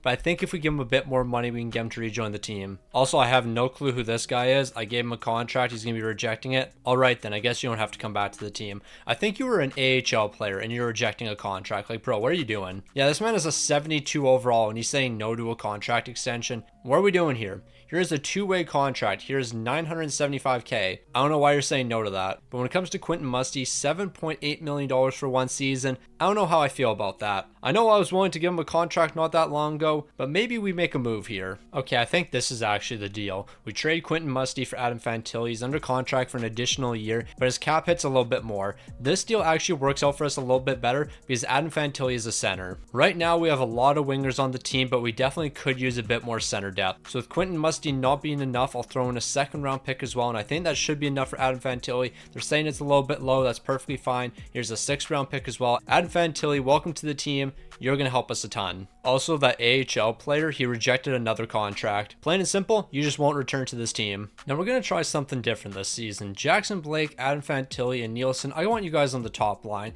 You've been the players that have shown up for me. I mean, Adam Fantilli hasn't, like, this is his first season on the team. But Jackson Blake and Nielsen, y'all have been elite. Will Cooley, you've been pretty solid, and Lekkerimäki, you haven't been too bad. But Elias Pettersson, why on earth have I been playing you on the first line this entire time? Like, although you are 90 overall, you have not shown up at all for me. So we're going to move you down to the 2nd line. We're going to see how things work. The defense is looking absolutely spectacular. Goaltending's still looking pretty solid, but I think Thatcher Demko is getting towards the end of his tour, so don't be surprised if this is the final season with him in between the pipes. But with that being said, if this is Demko's final season with us, he has to get at least 1 Stanley Cup. Now, making the line changes that I did were the best thing that could have happened to this team. First in the entire league, a 44-13-5 record, but who is going to be leading the team? Jackson Blake, a man we traded for at the very beginning of this video. He's showing up. And Elias Pettersson, currently over a point a game. I guess moving you down to the 2nd line was the best thing we could have done. And then Quinn Hughes, 60 points in 62 games. Everyone's showing up right now. I was not expecting this type of success from the team,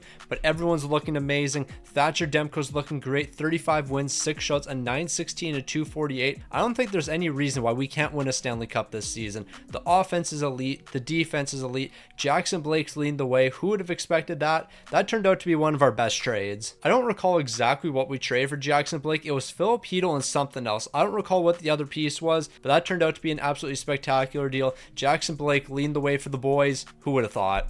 Also, we're not making any trades. The team's 44-13-5. Let's not mess this up. The success was fun while it lasted. We won the President's Trophy. That's great and all. Quinn Hughes led the way in scoring. That's amazing. We had the St. Louis Blues in the 1st round. It's going to be a tough 1st round exit, but that's just the way it has to be. Like, there's really no point in spending too much time on this season because the St. Louis Blues are going to take us down. That's just the way it has to be. The St. Louis Blues are just that organization. They're going to be a tough fight. We're dropping game number 1, no surprise. We're responding in game 2, though. I think that's a little bit shocking. Moving into game 3, we're going to beat the Blues, and moving into game 4, we're going to beat the Blues again. It would only make sense for this team to beat St. Louis, if I'm being completely honest. I expected St. Louis to win, and they might still win because they're low-key making a comeback right now, but we're going to close out in game number 6. The St. Louis Blues are eliminated. Of course, the St. Louis Blues have to be the team losing to Vancouver. We've lost in the first round in multiple postseasons, but which time do we get through the first round? The time we play the St. Louis Blues. It only makes sense. After dominating the first 2 games, we're dropping back-to-back to the Sharks. We can't drop 3 in a row, so we got to lock in. We have lost 3 straight games, 3-2.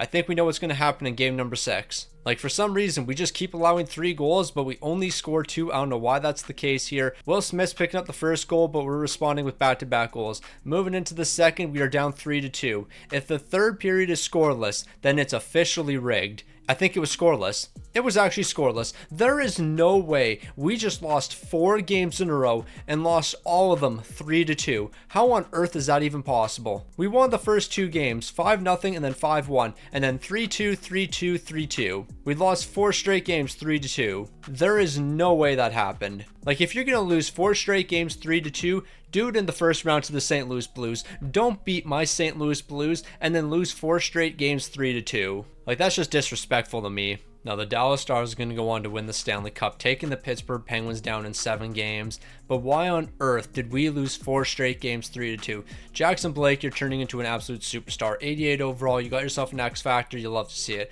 Quinn Hughes, you are a superstar, one of the best in the game. I can't question you. Ricky Nielsen, I can't question you as well, up to a 90 overall. You're an absolute stud. Adam Fantilli, you were a great addition to the first line. I'm expecting you to do big things next season. The team didn't look terrible. Goaltending was absolutely amazing. Thatcher Demko, I don't want to turn away from you. I know you're starting to regress at 35 years old, but you've been an absolute dog for us, and I don't want to turn my back on you quite yet. Now, if we're not going to be winning a Stanley Cup, can Quinn Hughes at least take home his 3rd straight Norris Trophy? Yes, he can. 3 straight Norrises for Quinn Hughes. Thatcher Demko is probably going to be taking home the Vezina. How on earth did Axel Sandin Pellikka take home the Calder in 2031? Hold on, wait a minute. I have to go look at that man. How is he just making his debut now? Like, he's been in the league for quite a long time. I don't know how he just finally made his debut. Thatcher Demko's taking home the Vezina. He's taking home the William Jennings as well. But yeah, hold on. We got to go look at that. Like, you're telling me Axel Sandin Pellikka has not made the NHL until 2031. Like, that doesn't make sense to me. How on earth has this man just been chilling? Like, he's an 86 overall. He just debuted this season. Okay, I guess that's the case. He's been just rocking in the AHL for this many years now. That is very interesting. Now, we're going to be picking up a couple decent players in the draft. First, we're going to be starting off with a lowly potential sniper. He was also a gem, so big expectations for him. And then with 156th overall, we're going to be getting a mediumly potential goaltender. He's starting off as a 53 overall. His numbers aren't the greatest, though. Like, in the SHL, he posted an 874 and a 367. Granted, he's only 19 years old, but he better improve quick. Now, I am incredibly petty. So you see this guy right here who's only 22 years old and the 72 overall?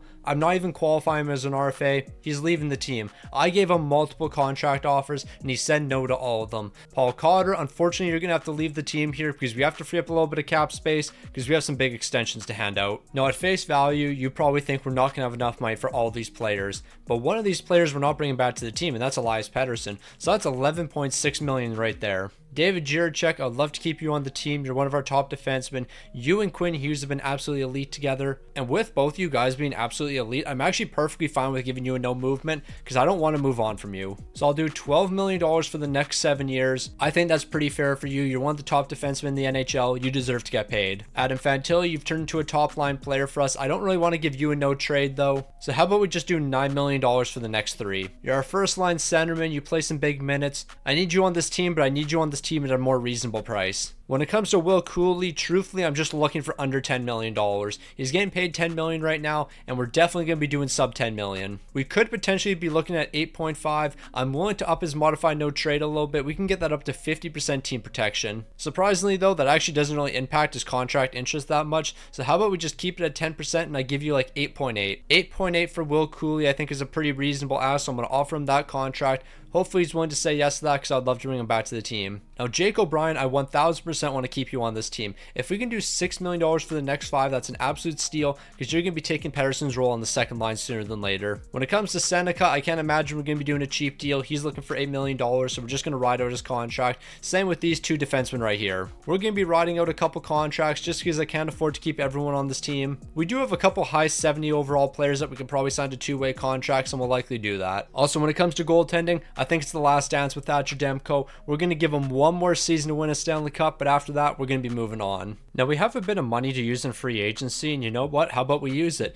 Jake Getzel, I would love to bring you to the team. We'll do $7.9 million for one season. I just need you to play some bottom 6 minutes, and I know you can do that. Now, you know what? I think we should add another trophy to Quinn Hughes' legacy. And you know what trophy that should be? The Stanley Cup. I think we should win the Stanley Cup this season. That's just my opinion. You don't have to agree with me, but I think that would be great for this man's legacy. He has 4 Norris trophies, but he doesn't have a Stanley Cup, and I think that's the next thing that he has to win. Thatcher Demko, you might only be an 85 overall, but you can win the big time games. You've proven time and time again that you can win those games, but maybe I shouldn't say you can win those games. You have proven time and time again you can show up in the most important games. Unfortunately, though, we're not winning those games, and that's a big problem. Like, you posted a 926 and a 234. We had a 6-5-1 record. That's not good. That's not your fault, though, because you posted amazing numbers. It's the fact that we lost 4 games in a row, 3-2. How about we score more than 2 goals? I think that would be a great start. Also, I'm feeling very confident with the Vancouver Canucks right now, so we're not even going to bother stopping at the trade deadline. We're going right to the end of the season. Now, y'all have to show up for me this season. First in the entire league, a 56-20-6 record. Y'all cannot fold. Quinn Hughes, 89 points, he's leading the way. More than likely, this man just won another Norris, so that's going to be his 4th Norris in a row. But imagine winning 4 straight Norris trophies, but you can't get a Stanley Cup. Thatcher Demko, the numbers are really solid once again. 43 wins, 6 shots, a 909 to 262, but can you help me win a Stanley Cup? I know you're going to show up for me, you're going to put up amazing numbers, but the offense has to be here as well. We have the St. Louis Blues in the first round, potentially the San Jose Sharks in the second, so we might have a chance at revenge, but we just have to take this game by game. We're taking it game by game, day by day, minute by minute, second by second. Let's not get ahead of ourselves. We have to win 4 games of the next 7. We're winning the first game, that's a great start. We're winning game number 2, that's even better, but 2 wins doesn't mean anything because I have seen a team blow a 3-0 series lead before. We're dropping game 3 but responding in game 4, so we have a nice commanding 3-1 series lead, but that doesn't mean anything. We have to close it out here. We have to win one more game, and that's what we're doing. So far, the defense has been spectacular. Back-to-back 1-goal allow games, that's what we've been looking for. We've been looking for great offense and great defense, and that's what we have right now. However, we need this to continue, and it's time for us to get back. It's time to get our revenge against the San Jose Sharks. We're losing game number 1, not a great sign. We're responding in game 2, but we're dropping game 3, and we're dropping game 4, and I just need to point out this game right here. It was 3-2. Why on earth do they always beat us 3-2? So we're down 3-1 in the series. The Sharks are 7-1 so far in the postseason. That team is on a roll right now. We have a 3-2 lead though. I just want to point this out. If it's a scoreless third period, we'll actually win a game 3-2, but that's not going to be the case because we have to pick up a couple more goals. We're winning this one 5-3. But one game is not enough for the Vancouver Canucks, and one game is not enough for Quinn Hughes' legacy because this man needs a Stanley Cup, and we have to get one this season. There's no more time being wasted. It's Stanley Cup or bust every season moving forward. We're picking up the first 3 goals of the game. We're picking up another 4 in the second. Do not collapse in game 7 now. We have been flying offensively. We've been elite defensively. Not really though, because we've allowed 3 goals in back-to-back games, but we scored more goals than that. It's time for us to light the lamp once again. I need 7 goals once again. It's time for the Vancouver Canucks to dominate. Lekkerimäki's picking up the first goal. Pettersson's picking up the second goal. I need a shutout third period in order for us to win this game, and what's going to be happening? Well, it's not quite a shutout, but we're still going to be winning this one 4-1. We've made it to the conference finals. We're continuing to add to Quinn Hughes' legacy. It's the first time he's made to the conference finals, and we're not looking to stop anytime soon. So we're going to move on, and we just got to keep the momentum going. We've won 3 straight games. How about we make that 7 straight games? We sweep the Winnipeg Jets, and we move on to the Stanley Cup final. We have a 3-1 series lead. We know how to come back from these, and hopefully we don't know how to blow them. We just have to win one more game, and that's what we're doing. So we've made it to the Stanley Cup final. I need 4 more victories from the Vancouver Canucks, and we can finally add a Stanley Cup to Quinn Hughes' legacy. So let's not make this too complicated. All we need is 4 victories. 4 victories is all I'm asking for here. I'm not asking for a sweep. I just need 4 wins. Give me 4 wins over the next 7. We're going to be exchanging games so far, but game 3 was a big one. We scored 10 goals. Game 5 is going to be by far the most important game in this series, and we're winning it 4-1. So how about you win me one more game, and we can finally say we're Stanley Cup champions. This took far too long. It took far too long for the Vancouver Canucks to win a Stanley Cup, but we finally done it. Quinn Hughes, you can add it to the legacy. Like, in reality, Quinn Hughes should have more Stanley Cups right now, but we're going to be happy with what we have. 10 goals, 19 assists, 29 points from Hughes. Ricky Nielsen, 13 goals, 15 assists, 28 points. Jackson Blake, 26 points. The boys were lighting the lamp this season. They were looking amazing. Goaltending-wise, Thatcher Demko was him. 16 wins, one shot, a 915 to 239, but we have to go look at the awards, because not only did Quinn Hughes likely take home his 4th straight Norris Trophy, but there is a very good chance he also took home the Conn Smythe. And is that going to be the case? Yes, it is. Quinn Hughes is a Stanley Cup champion, a Conn Smythe winner, and he's won his 4th straight Norris. He might go down as the greatest defenseman of all time once we're done. Also, how about you put a bit of respect on Demko's name? He's taken home another William Jennings. So after winning a Stanley Cup, how about we just keep on winning? We're getting a low elite potential player with the 32nd overall pick. Trevor Takashi, I'm expecting big things from you. Now we have $21 million to work with, so maybe we actually could bring Seneca back to the team. However, he can't be asking for $7 million. 6.9 is not any better. Luckily, we can qualify him as an RFA and trade him away, and we're likely going to do that. Elias Pettersson, thank you for the amazing years here, but I can't wait to get rid of you. You want 12.5 now? That's a great joke. You're gone. Carson Lambos, I wouldn't mind keeping you around to play third pairing minutes, but not at $5.9 million. Realistically, with everyone else, they're all going to be asking for too much money so they can walk, except for these rookies. I can sign them. Now, Thatcher Demko, thank you for that incredible season, but I just don't know if I can commit $7 million to you. You're 36 years old. You're not the player you used to be. Yes, you just won us a Stanley Cup, but I think it's time for us to part ways. I will never forget what you've done for this organization. Now, before we spend any of our money, which we have $21 million of, Lekkerimäki, what's your extension looking like? You won $8.4 million. You've dropped to an 85 overall. Granted, on the second line, you have been really good for us. Like 28 goals, 22 helpers. I don't hate that. So maybe I will bring you back. $8 million just seems like a little bit much for you. Is it possible for us to hit the $7 million range? I think it will be. How about we do 7.5 for the next 5 years? I like that deal for Lekkerimäki. I'll even increase his modified no trade a little bit. We'll do 50% team protection. I think that's a fair deal for him. $1 million less than what he's getting paid right now. We can work with that. When it comes to JC Morrissey, I'm looking to do a 2-year deal, and we can definitely do that. $1.9 million for the next 2. And then Gabe Perreault, you've played some amazing bottom 6 minutes, and how about we keep you there? Here's 2.9 for the next 2. So with all the important pieces locked down, actually I take that back. We have one more important piece. That's going to be Aatu Räty, 2.3 for the next 3 years. We have all the important guys signed, but now we have to go get a goaltender. Okay, I have no clue why the San Jose Sharks want to move on from Askarov, under contract for the next 7 years at $8.1 million. That seems like a really good deal, but do you have multiple great goaltenders? I guess you do. You also have Ravensbergen, and it looks like they want to roll with him, but I'm fine with that. I'll take Askarov on. I'll give you Seneca, a 4th and 3rd round pick. We get our goaltender for the rest of this video. That works for me. Now we have to sign a couple defensemen, and truthfully, I'm just looking for the cheapest options. Renzel, you're a great option, $1.1 million. I can do that, but one defenseman's not going to be enough. We're going to need another one here, and I'd like another cheap defenseman. Zach Jones, I think you're that guy.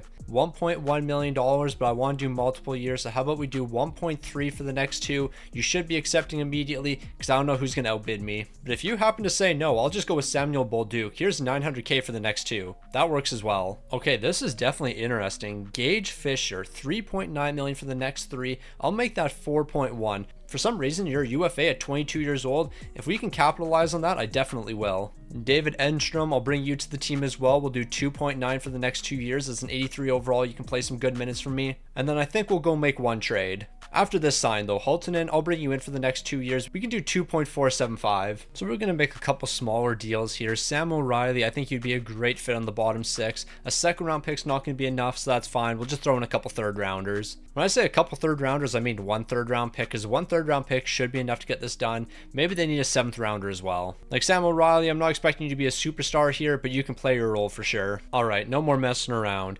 Lekkernmäki rejected the last offer. I'll just give him 8.4 for the next 3. That's exactly what he's looking for. You can return to the team. Morrissey, how much do you want? You want 1.9. I want to do multiple years with you. How about we do 2 years and I give you like 2.3 million or something. That maxes out your contract interest. I'm pretty sure you're willing to accept that. All right, maybe we're not going to bring either of these guys back to the team because they just refuse to accept contracts. So I guess we'll see what happens next offseason. So we're coming off a Stanley Cup. We still have a majority of the key pieces on the team. Although we might not have the highest overalls, everyone knows how to play their role on this team. Everyone steps up in the postseason, or at least everyone stepped up last postseason. I shouldn't say they always step up because 99% of the time they haven't stepped up for me, but they stepped up last season. Also, I just want to point out Quinn Hughes has dropped 2 overalls. He's down to a 95, so I guess the regression's begun. We have to win this man a couple more Stanley Cups, and he has to get a couple more Norris trophies. Ascroft, we're going to rely on you heavily this season. You have to fill Thatcher Demko's shoes, and those are some pretty big shoes to fill. Now, Vancouver doesn't look terrible. Like, the top 6 is doing their thing.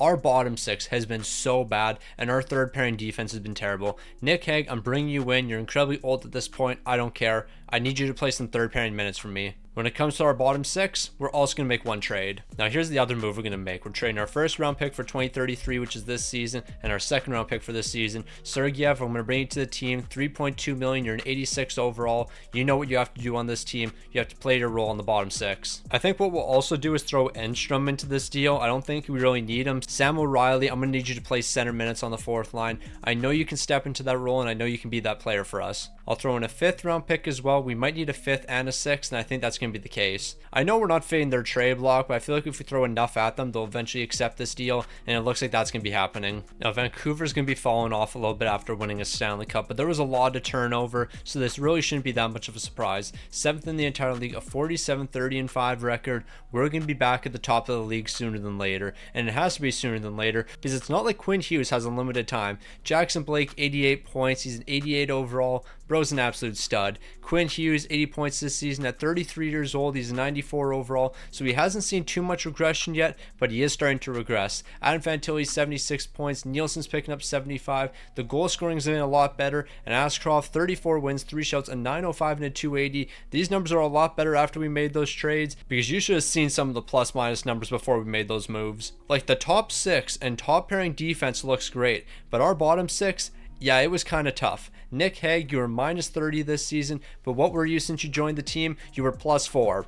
That's actually a significant upgrade from what we saw before. Like, look at Gabe Perreault and Zach Jones. This is what we were looking like before the trade deadline. We made some moves and now we're in a better spot. So hopefully that success after the trade deadline is going to translate into the postseason. We have the LA Kings in the first round. Now, until we're eliminated, we are the reigning Stanley Cup champions, and we're going to have a target on our back. We have dropped the first 2 games. Whatever you do, do not get swept here. We can't get swept in our repeat season. We're down 3-1 the series. You know what? We're just going to keep on simulating and see what happens. We have to win game number 5, and we're not winning game number 5. We're back to our first round exits. I know there was a lot of turnover, but at the end of the day, we were still an elite team. We shouldn't have gone out like this. Now, I think this first round loss is going to motivate us a little bit. We know what it's like to win a Stanley Cup, and we know what it's like to lose in the first round. I think winning a Stanley Cup is a lot more enjoyable than losing in the first round, and I think the team learned that this season. Jackson Blake, 5 points. We actually don't need to look at scoring here. Scoring was atrocious across the board. Goaltending was terrible as well, so we don't need to spend a lot of time looking at these numbers. However, I will look at awards, because it is possible that Quinn Hughes took home another Norris trophy, and that's the case. 5 in a row. This man has won 5 Norris trophies in a row. He has definitely earned the respect around the league, and I think we can almost say this man is the greatest defenseman of all time. But I might be saying that a little bit premature because he's only won 1 Stanley Cup. If you truly want to be the greatest defenseman of all time, win a couple more and pick up another Conn Smythe while you're at it. Now, we didn't have too many picks to work with. We only had 3 in the upcoming draft, and we didn't get any great. Now, with the 3 picks we had in the upcoming draft, we didn't get anything great, so we're not going to worry too much about what happened here. Now, $16 million should be more than enough at the re-sign phase. Lekkermacki, how much are you going to be looking for? You want $9.3 million, but you want a no movement. I can't do a no movement. If I'm bringing you back to the team, we can't do a no movement. We do $8.9 million for the next 4. I don't think he's too interested in that. I guess we're going to do $9.1 million for the next 4 seasons. Hopefully he's going to be willing to accept that. Granted, he is only an 85 overall, so I don't know how I feel about that deal, but you know what? He's been a great player. I'm perfectly fine with bringing him back to the team. Morrissey, you want $5.3 million for the bottom 6. I don't know if I can do that, so I think I'm just going to qualify you as an RFA for now. Nick Hague, you can leave the team. We'll sign these 2 rookies, and then we'll be ready to roll. Now, we might be entering the end of an era. Jackson Blake, it's time for you to get an extension, and how much are you going to be looking for? $14.4 million. I can't do that. I can't give you $14 million when you're only an 89 overall. Igor Bobrovsky, you want 14.3. You're at least a 91 overall, but even that seems a little bit wild. So I think we're going to be making a move here because I don't think I can afford to give both of these guys 14 million. I know for a fact I can't give both of them 14 million. Like, if I'm being honest here, I think we should probably make a handful of trades. Like, we should rebuild this team a little bit. Bobrovsky's going to leave the team. Jackson Blake's going to leave the team. Adam Fantilli can probably stick around at $9 million. Will Cooley, we might have to move on from. Lekkermacki, I'm going to be honest, I have no clue why I gave you that deal. I'm going to trade you right now. Jake O'Brien, I'll hold on to you. You play good second line minutes for me. Fisher, on the other hand, yeah, I just can't pay you $4 million to play bottom 6 minutes. So let's go make a lot of trades. So let the trades begin. Jackson Blake, we're going to start with shipping you well. I'm going to pick up Sylvester and 2 third-round picks. I don't think we're going to be able to get both. Wow, we got 2 third-round picks in that deal. Okay, I am very shocked at that. I threw 2 third-rounders in the deal. I didn't expect them to accept it, but they're going to be accepting it immediately. Why on earth would you do that? Like, he's an 89 overall, 22 years old. He just had an incredible season. He's under contract for the next 4 years at $7.6 million. Okay, I don't understand that. But we basically have our top line locked down. It's Nielsen, Sylvester, and Adam Fantilli. That's a great start. Now, Bobrovsky is going to get traded away eventually, so that means we're going to need a replacement on the left side. McElroy, I'm looking to pick you up. Lekkermacki and 2 third-round picks are going to be shipped out. I don't know why I thought it would be a great idea to give Lekkermacki $9.1 million, but we did. That was just a stupid signing from the very beginning. All right, so we're going to pick up some big contracts from Nashville, but I think it's going to be worth it. Sterling's going to be brought in, $12.8 million. He's a big-time sniper. We're also going to be bringing Oberg to the team. He's going to be a good defenseman, 90 overall. But on top of that, we're going to try to pick up Dakota York. I can almost guarantee we don't re-sign him, and we're likely just going to flip him elsewhere. But if we could get him in this deal, I wouldn't be against it. We need to throw a 7th rounder in this deal in order to get this one done. So we're going to be walking away with all the assets we want. I guess they need a little bit more than a 7th round pick. I'll throw in a 6th rounder as well. Hopefully they're not going to ask for more than this. I think this is pretty fair. We got that deal done. Now, in reality, we're actually not going to be keeping Oberg on the team because I didn't realize how many right defensemen we have, and there's no point keeping him, especially if we're going to be paying him $10.5 million. So I'm going to send him over to Carolina. We're going to bring in Mikkel Nylander. He's going to be a good bottom 6 centerman for us. But with us freeing up that money, Dakota York, you are coming back to the team, and you're coming back for the next 8 seasons. Because for some reason, if we do an 8-year deal, he's only looking for $4.1 million. I will 1000% do $4.1 million. I'm actually going to do 4.7 or something just to make sure he joins the team. His contract interest isn't high enough. What if I do a modified no trade with a no movement? If we get that up to 50% team protection, that's not quite enough contract interest. What if we just did a no movement clause? I feel like this is a risky play, but it actually could work out for us because we might be able to lock down a medium elite potential player for $4.9 million. And if he doesn't develop over the next couple years, then we can just trade him away. I'll actually do $5 million. If he doesn't show promise in the next couple seasons, we'll just trade him in year 3, and then we don't have to worry about the no movement. Now, we went ahead and cleared up some cap space, but we also brought some great players to the team. Like, we brought a handful of snipers that are willing to shoot the puck quite a bit, and that is one thing this team always needs. We always need more offense. When it comes to the defense, that's still looking amazing. Goaltending is going to be great. Ashcroft, I have no clue why you're not the starter. Okay, I forgot once again, we need a backup. So let me go get a backup in free agency. I think this is the second time I forgot to get a backup. I don't know why I forget all the time, but you know what? We're not going to worry about it. Like, at the end of the day, 90% of the time, I'm literally just focused on our starting goaltender. And I guess it wouldn't hurt if we brought in a 7 78 overall backup. Wasn't this guy our backup earlier in the video? Maybe he was, maybe he wasn't. I don't really care too much. Ashcroft's number 1, and we're going to ride with him. Now, the Vancouver Canucks are back where they belong. First in the entire league, a 58-21-3 record. The team's flying right now. Not only is the offense amazing, but so is the defense. Sylvester, 98 points. Adam Fantilli, 89 points. Quinn Hughes, 79. So he might not take home a Norris Trophy this season. I'm not too sure if 79 points is going to be good enough. Nielsen, 71 points. He was pretty solid. But Dakota York, 27 goals and 22 helpers for 49 points. I'll definitely take down the second line. You're showing up when it matters. Ashcroft, you're another guy that showed up for me. 47 wins, 3 shots, a 916 and 248. In your first postseason appearance with the Vancouver Canucks, you completely folded when it mattered. But you know what? I couldn't put all the blame on you because the team didn't show up in front of you. But now the team's showing up, so your expectations are through the roof right now. So expectations are pretty high for the Vancouver Canucks. We know that Quinn Hughes doesn't have a lot of time left, and we have to get him another Stanley Cup. He's won 1 Stanley Cup so far, but he's going to need to win a couple more to be solidified as the greatest defenseman of all time. We've won the first 3 games. Can we make it a sweep in the first round? It doesn't look like it. Now, just don't blow a 3-0 series lead. Like, if we lose 4 games in a row, that's going to be tough. We're falling apart. The team is completely falling apart here. We've lost back-to-back games. It better not be 3 straight. What has happened? Why all of a sudden are we just allowing a ton of goals? In the first 3 games, we were amazing defensively, and now we have completely folded. It's going to be a scoreless first period. Moving into the second, it's going to be scoreless as well. There is no way we lose this game 1-0, right?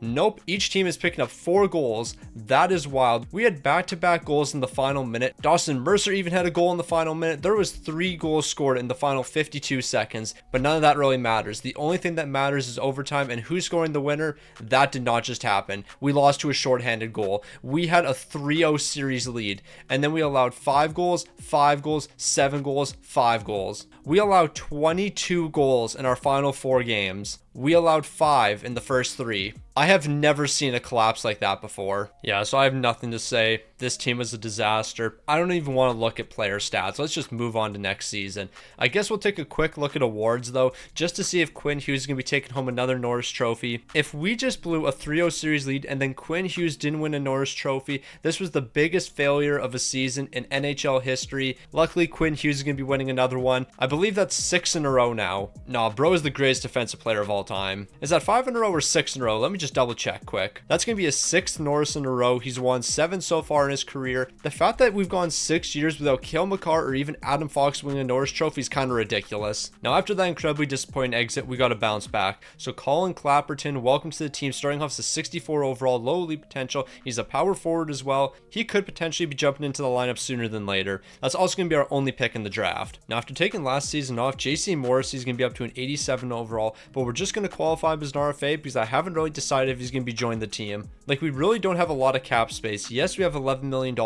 but we need to fill out an entire bottom 6. So with that being said, almost all these players right here are going to be walking. Now, not only do we have to re-sign a bunch of guys for the bottom 6, there's a lot of extensions that need to be handed out. And of course, the most important one's going to be Quinn Hughes. $13 million for the next 2 years. I'm willing to give you basically whatever you want. It's not going to be $13 million though. We're going to do a bit less than that. Can we do 11.5 for the next 2? It looks like we can. So that's what Quinn Hughes is going to be getting. So we're going to be saving $3.5 million when it comes to his extension. Moving on over to Nielsen. He's looking for $16 million on a 1-year deal. You're one of our best players, but I don't really know if I want to commit $16 million to you. Moving on over to Adam Fantilli. He's looking for $15 million. $15 million is a little bit wild. I feel like Reinbacher's also going to be looking for a lot of money. He wants $11 million.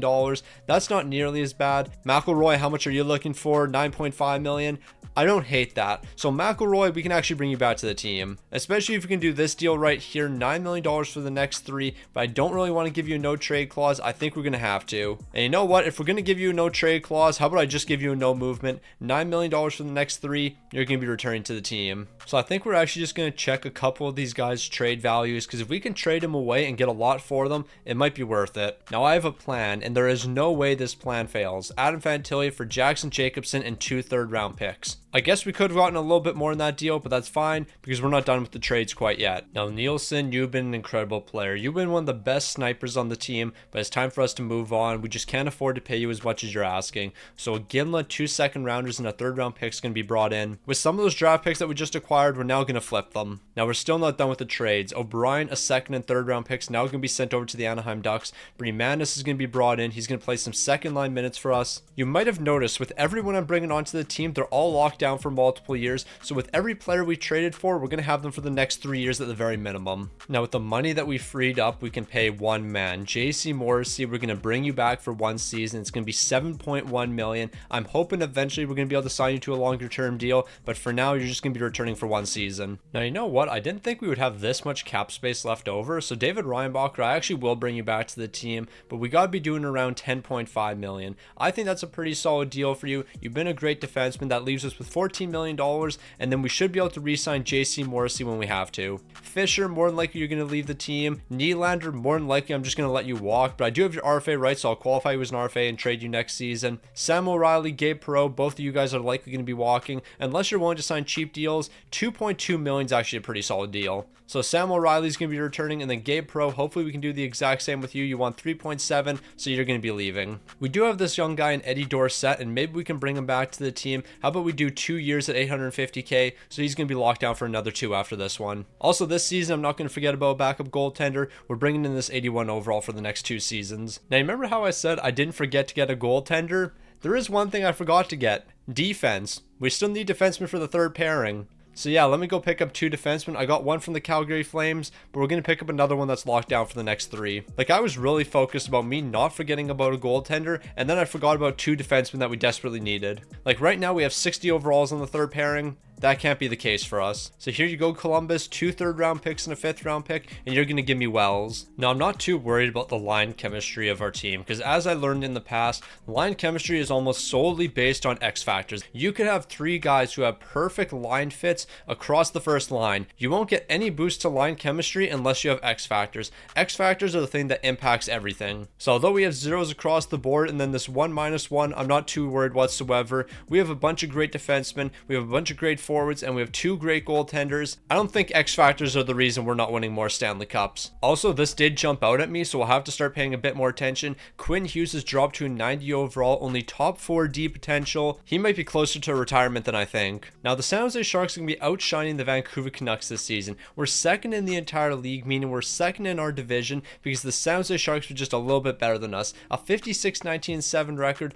The offense was pretty solid. The defense wasn't too bad. The only difference between us and the San Jose Sharks was 2 goals. San Jose only scored 2 more goals than us this season, so I'm not really afraid of that team. But I shouldn't say that, because if we match up against them at any point during the postseason, there's a very good chance they could take us down. But you know why I'm not scared of them? Because I'm more afraid of the Anaheim Ducks, because that's who we take on in the first round. Quinn Hughes is seeing a massive drop off this season. 65 points. He's still 90 overall, but 65 points is probably one of the lowest point totals he's had in a very long time. Like, for a long time, this guy was a point a game. The last time we saw him have less than 65 points was back in 2021. So at no point in this simulation has he had less than 65 points. This is a career worst season for Quinn Hughes. But that's perfectly fine, because once the postseason comes around, he's going to be a point a game guy again. Ascroft, 48 wins, 2 shots, a 910 to 271. I need you to be elite for every game in the postseason. You can't be elite for 3 straight games and then lose 4 in a row. That can't happen again. We're taking on the Anaheim Ducks in the first round. As I mentioned earlier, I'm not scared of the San Jose Sharks.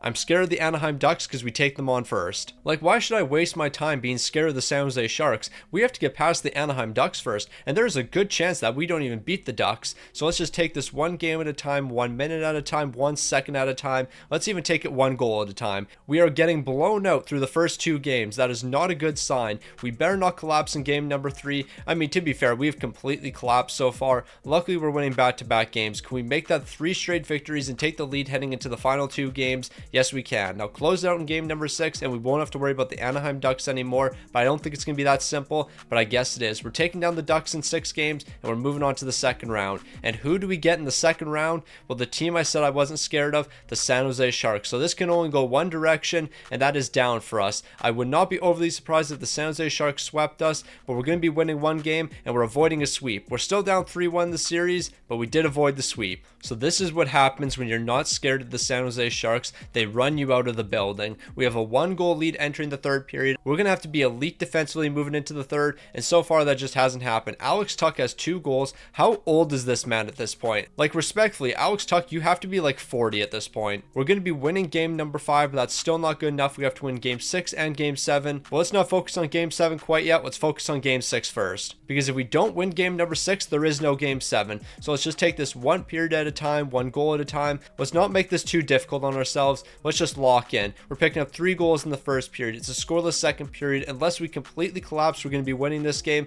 and we're going to win it in a shutout. So now we have game 7. It all comes down to one game. Game 7 against the San Jose Sharks. We were down 3-1 in the series at one point, but we fought all the way back, and now we have game 7 elimination. Winners off to the conference finals. I'm going to need the big time players to show up in this game. Austin Matthews has a first period hat trick. That did not just happen.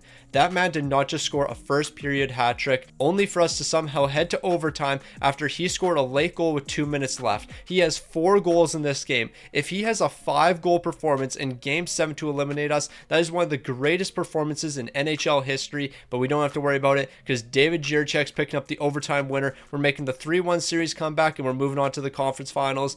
But that Austin Matthews performance was something else. Like, that man really said, hold on now, let me pick up 4 goals in game 7 and still lose the game. He might not be in Toronto anymore, but he brought the Toronto Maple Leafs with him to San Jose, because that is absolutely ridiculous. We're taking down the Nashville Predators in a quick 5-game series, and we're back in the Stanley Cup final. Quinn Hughes, it's time for you to get one more. Only one team stands in front of us, and that's going to be the Tampa Bay Lightning. I refuse to lose to the Tampa Bay Lightning. If we have made to the Stanley Cup final, we are here to win. We dropped the first game. Did we drop game number 2? No, we didn't. So we split the series so far with the Tampa Bay Lightning. Game 5 is going to be an important one. We're going to win that one in overtime. Let's close it out in game 6, because I don't want to go to another game 7, and we're going to be shutting out the Tampa Bay Lightning. The Vancouver Canucks are Stanley Cup champions. Quinn Hughes, you're going to be getting one more. Now, all we can pray is this wasn't Quinn Hughes' final run with the team. We have to pray that this man's going to be returning for another season, because he can't go out like this. He can't go out when we were the best team in the entire league and the reigning Stanley Cup champions. Sylvester, 26 points. Jackson Jacobson, 22.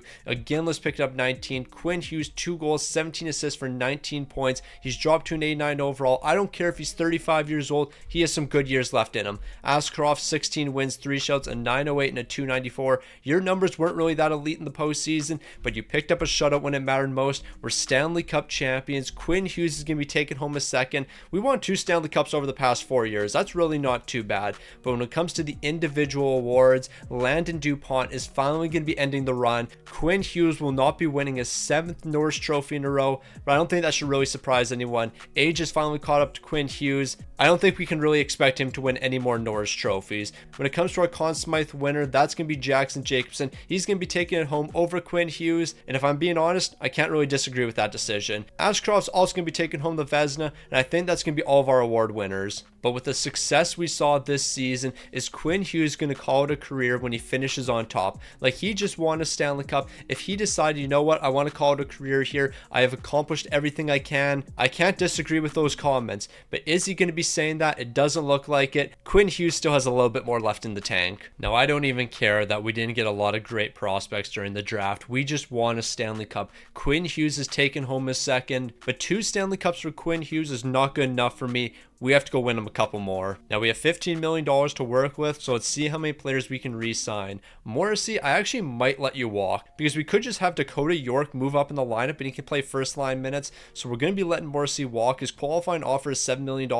I'd rather not do that. Nylander, you're looking for $7.9 million.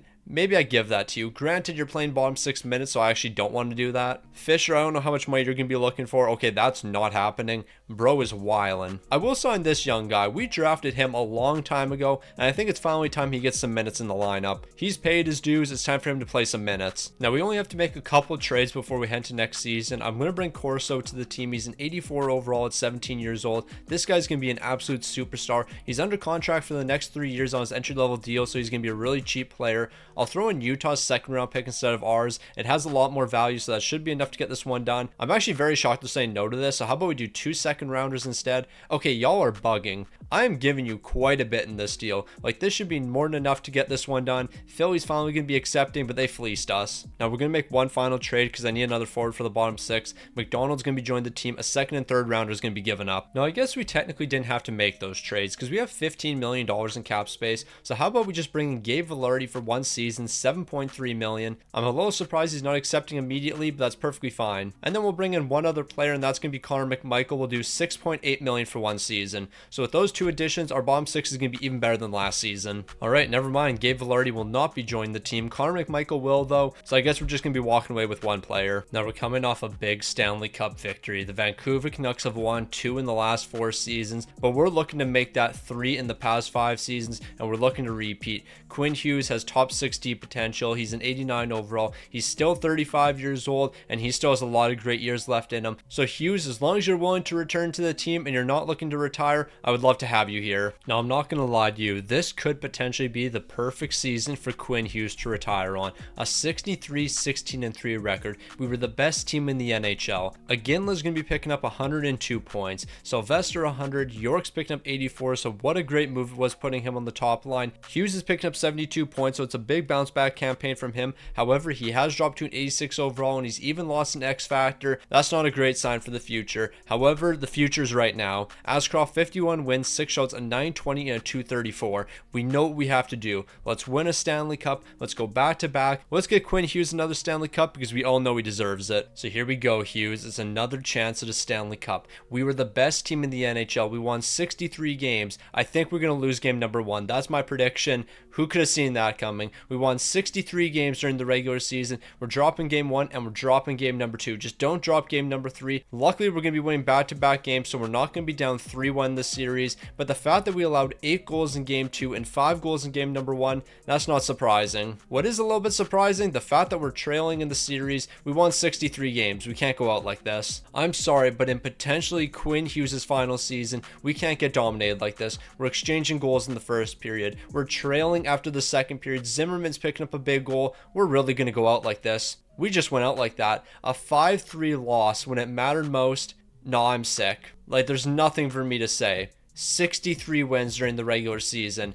8 goals allowed in game number 2, 5 goals allowed in this last one. The defense was non-existent. I think this signals the end for Quinn Hughes and the Vancouver Canucks. Now, the San Jose Sharks are going to go on to win the Stanley Cup. I don't want to look at any of the numbers from our team. The offense, the defense, the goaltending, none of those numbers mean anything to me. The only thing I'm focused on right now is whether or not Quinn Hughes is going to be retiring. I am praying this man comes back for another season, and it looks like that's going to be the case. Quinn Hughes is not done yet. He saw this team win 63 games, and he refuses to go out by losing in the first round like that. That's not how he wants to end his career. Now, we've drafted a couple lowly potential players in the first round, but so far none of them have turned into superstars. Kuznetsov, you could be the first. Now, it's probably a good thing that we have as much cap space as we have. Everyone's going to be walking on this page except for Clapperton. I will re-sign him, and I guess I can qualify Wells as an RFA, but we're not going to be able to get a contract done with him. He's the third pairing defenseman. He wants $7.1 million. So yeah, we'll just qualify you as an RFA and trade you away. But as I was about to say, it's actually a good thing we don't have to re-sign anybody, and we have a lot of cap space. Like, we have $17 million to work with. We need all $17 million. So here's all the players that we have to re-sign. There's a lot of key pieces here that we need to bring back to the team. We're not going to be bringing all of them back, but I'm hoping we can bring a majority of them back. Quinn Hughes, I'm going to have to save a lot of money with you. Of course, I'll give you a no movement, but I need you to accept like sub 10 million or something. I need you to do me a favor here. We have kept you on this team and we have paid you absolute bags your entire career, but now it's time for you to repay me 9.5 for next season. So that's going to save us $2 million.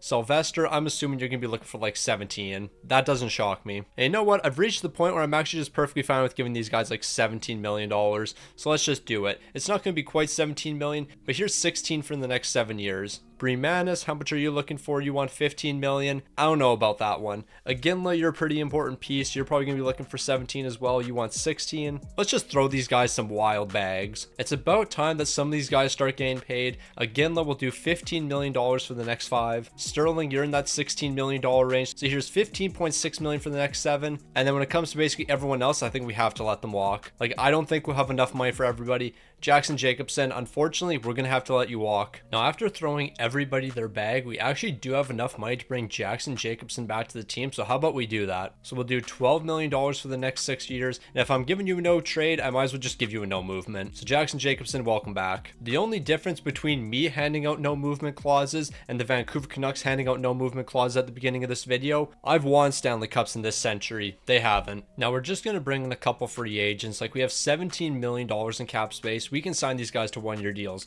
Kesselring, here's 8.5 for 1 season. Kesselring is going to be accepting immediately, and that's exactly what I was looking for. Jack Quinn, I'm also going to bring you to the team. We'll do $5 million for 1 season. Hopefully he's going to be accepting immediately, and it looks like that's going to be the case. And that's going to leave us with another $5 million to work with. And who do we want to bring in as our final free agent? Like realistically, we just need a cheap guy for the bottom 6. They don't even have to be a superstar. I just want somebody above an 80 overall. And you know what? I think Trevor Connolly is going to be that guy. So we'll do $3.7 million for 1 season. Now I'm not really too sure how I should feel heading into this season. Like our top 6 looks amazing. These guys have shown up season in and season out. However, let's take a look at the defense. Quinn Hughes, an 83 overall. He is not the player he used to be. It just doesn't feel right continuing Quinn Hughes' career when he's only an 83 overall. This guy has to be at least a 90. I know we're late into his career, but he's still stepping up in the big moments. Like last season, 16 goals, 56 assists, 72 points. 72 points from a defenseman. That's certainly not an 83 overall. They got to put a little bit of respect in my man's name. When it comes to goaltending, we already know who's in between the pipes. 87 overall Ashcroft. Why is he progressing at 34 years old? I have no clue, but we're not going to question it. Now, they might not be the 63 win Vancouver Canucks anymore. That's because they're going to be the 60 win Vancouver Canucks. We're still at the top of the league. It doesn't matter what overall Quinn Hughes is. He's going to continue to step up. He's going to continue to play his role. This man completely fell off. Where on earth is Quinn Hughes? 49 points this season, 83 overall. He's washed. I never thought I'd see the day, but Quinn Hughes is going to be washed. Ashcroft, 47 wins, 6 shots, a 917 to 244. We get one more chance with Quinn Hughes. One more chance to win him a Stanley Cup. We can't go out like we did last season. We need to go 16-0 to finish it off. We can't spend any time messing around. Quinn Hughes, we have to get you one more Stanley Cup. You're at the tail end of your career. You deserve another one. You've won 2 so far with the Vancouver Canucks. It's time for you to get another. Why are we dropping the first 2 games all the time? We have dropped the first 2 games once again. We have to make a big comeback in the series. We have to win back-to-back now. That's exactly what we're going to be doing.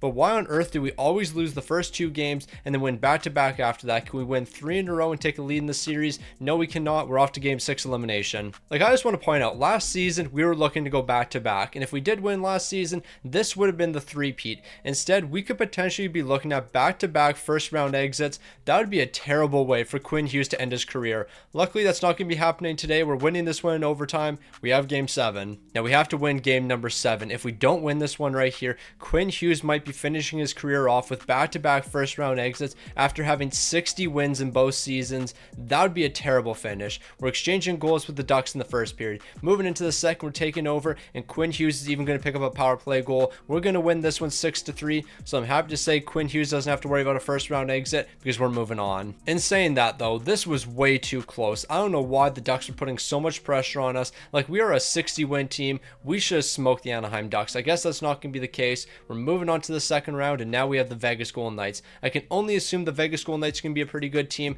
They're stealing game number 1 away. We're winning game 2, but we're dropping game 3, and we're dropping game 4. We're facing elimination. Now, just because y'all avoided a first-round exit doesn't mean you can lose in the second round. That wasn't the plan. The plan was if we win in the first round, we also win in the second round. And you know what? We might just be making another comeback. I don't know what's with the Vancouver Canucks and making every one of these series way more difficult than they have to be, but I guess that's just their thing. Vancouver can't take the easy route. They have to get the toughest battles imaginable. So we're making a 3-1 series comeback against the Vegas Golden Knights. We're exchanging goals in the first period. Moving into the second, we're outscoring them 2-1. So we're going to need a great defensive masterclass in the third period. We lost. That's tough.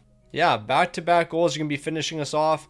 We're falling to the Vegas Golden Knights. I'm heartbroken. Now, what a terrible finish to Quinn Hughes' career. 1 goal, 6 assists for 7 points. He's an 83 overall with only 1 X factor at 37 years old. I can't imagine this guy returning for another season, but you never know. There is a possibility he runs it back for 1 more year. I guess we'll have to simulate up to the retired players and see if that's going to be the case. Now, when it came to looking at our retired players, it appears Quinn Hughes has decided he's had enough. He's going to be called into a career after 1,417 games played in the NHL. He's he's going to pick up 246 goals, 1,091 assists for 1,337 points. When it comes to a defenseman, I think we can confidently say he is the greatest defenseman of all time.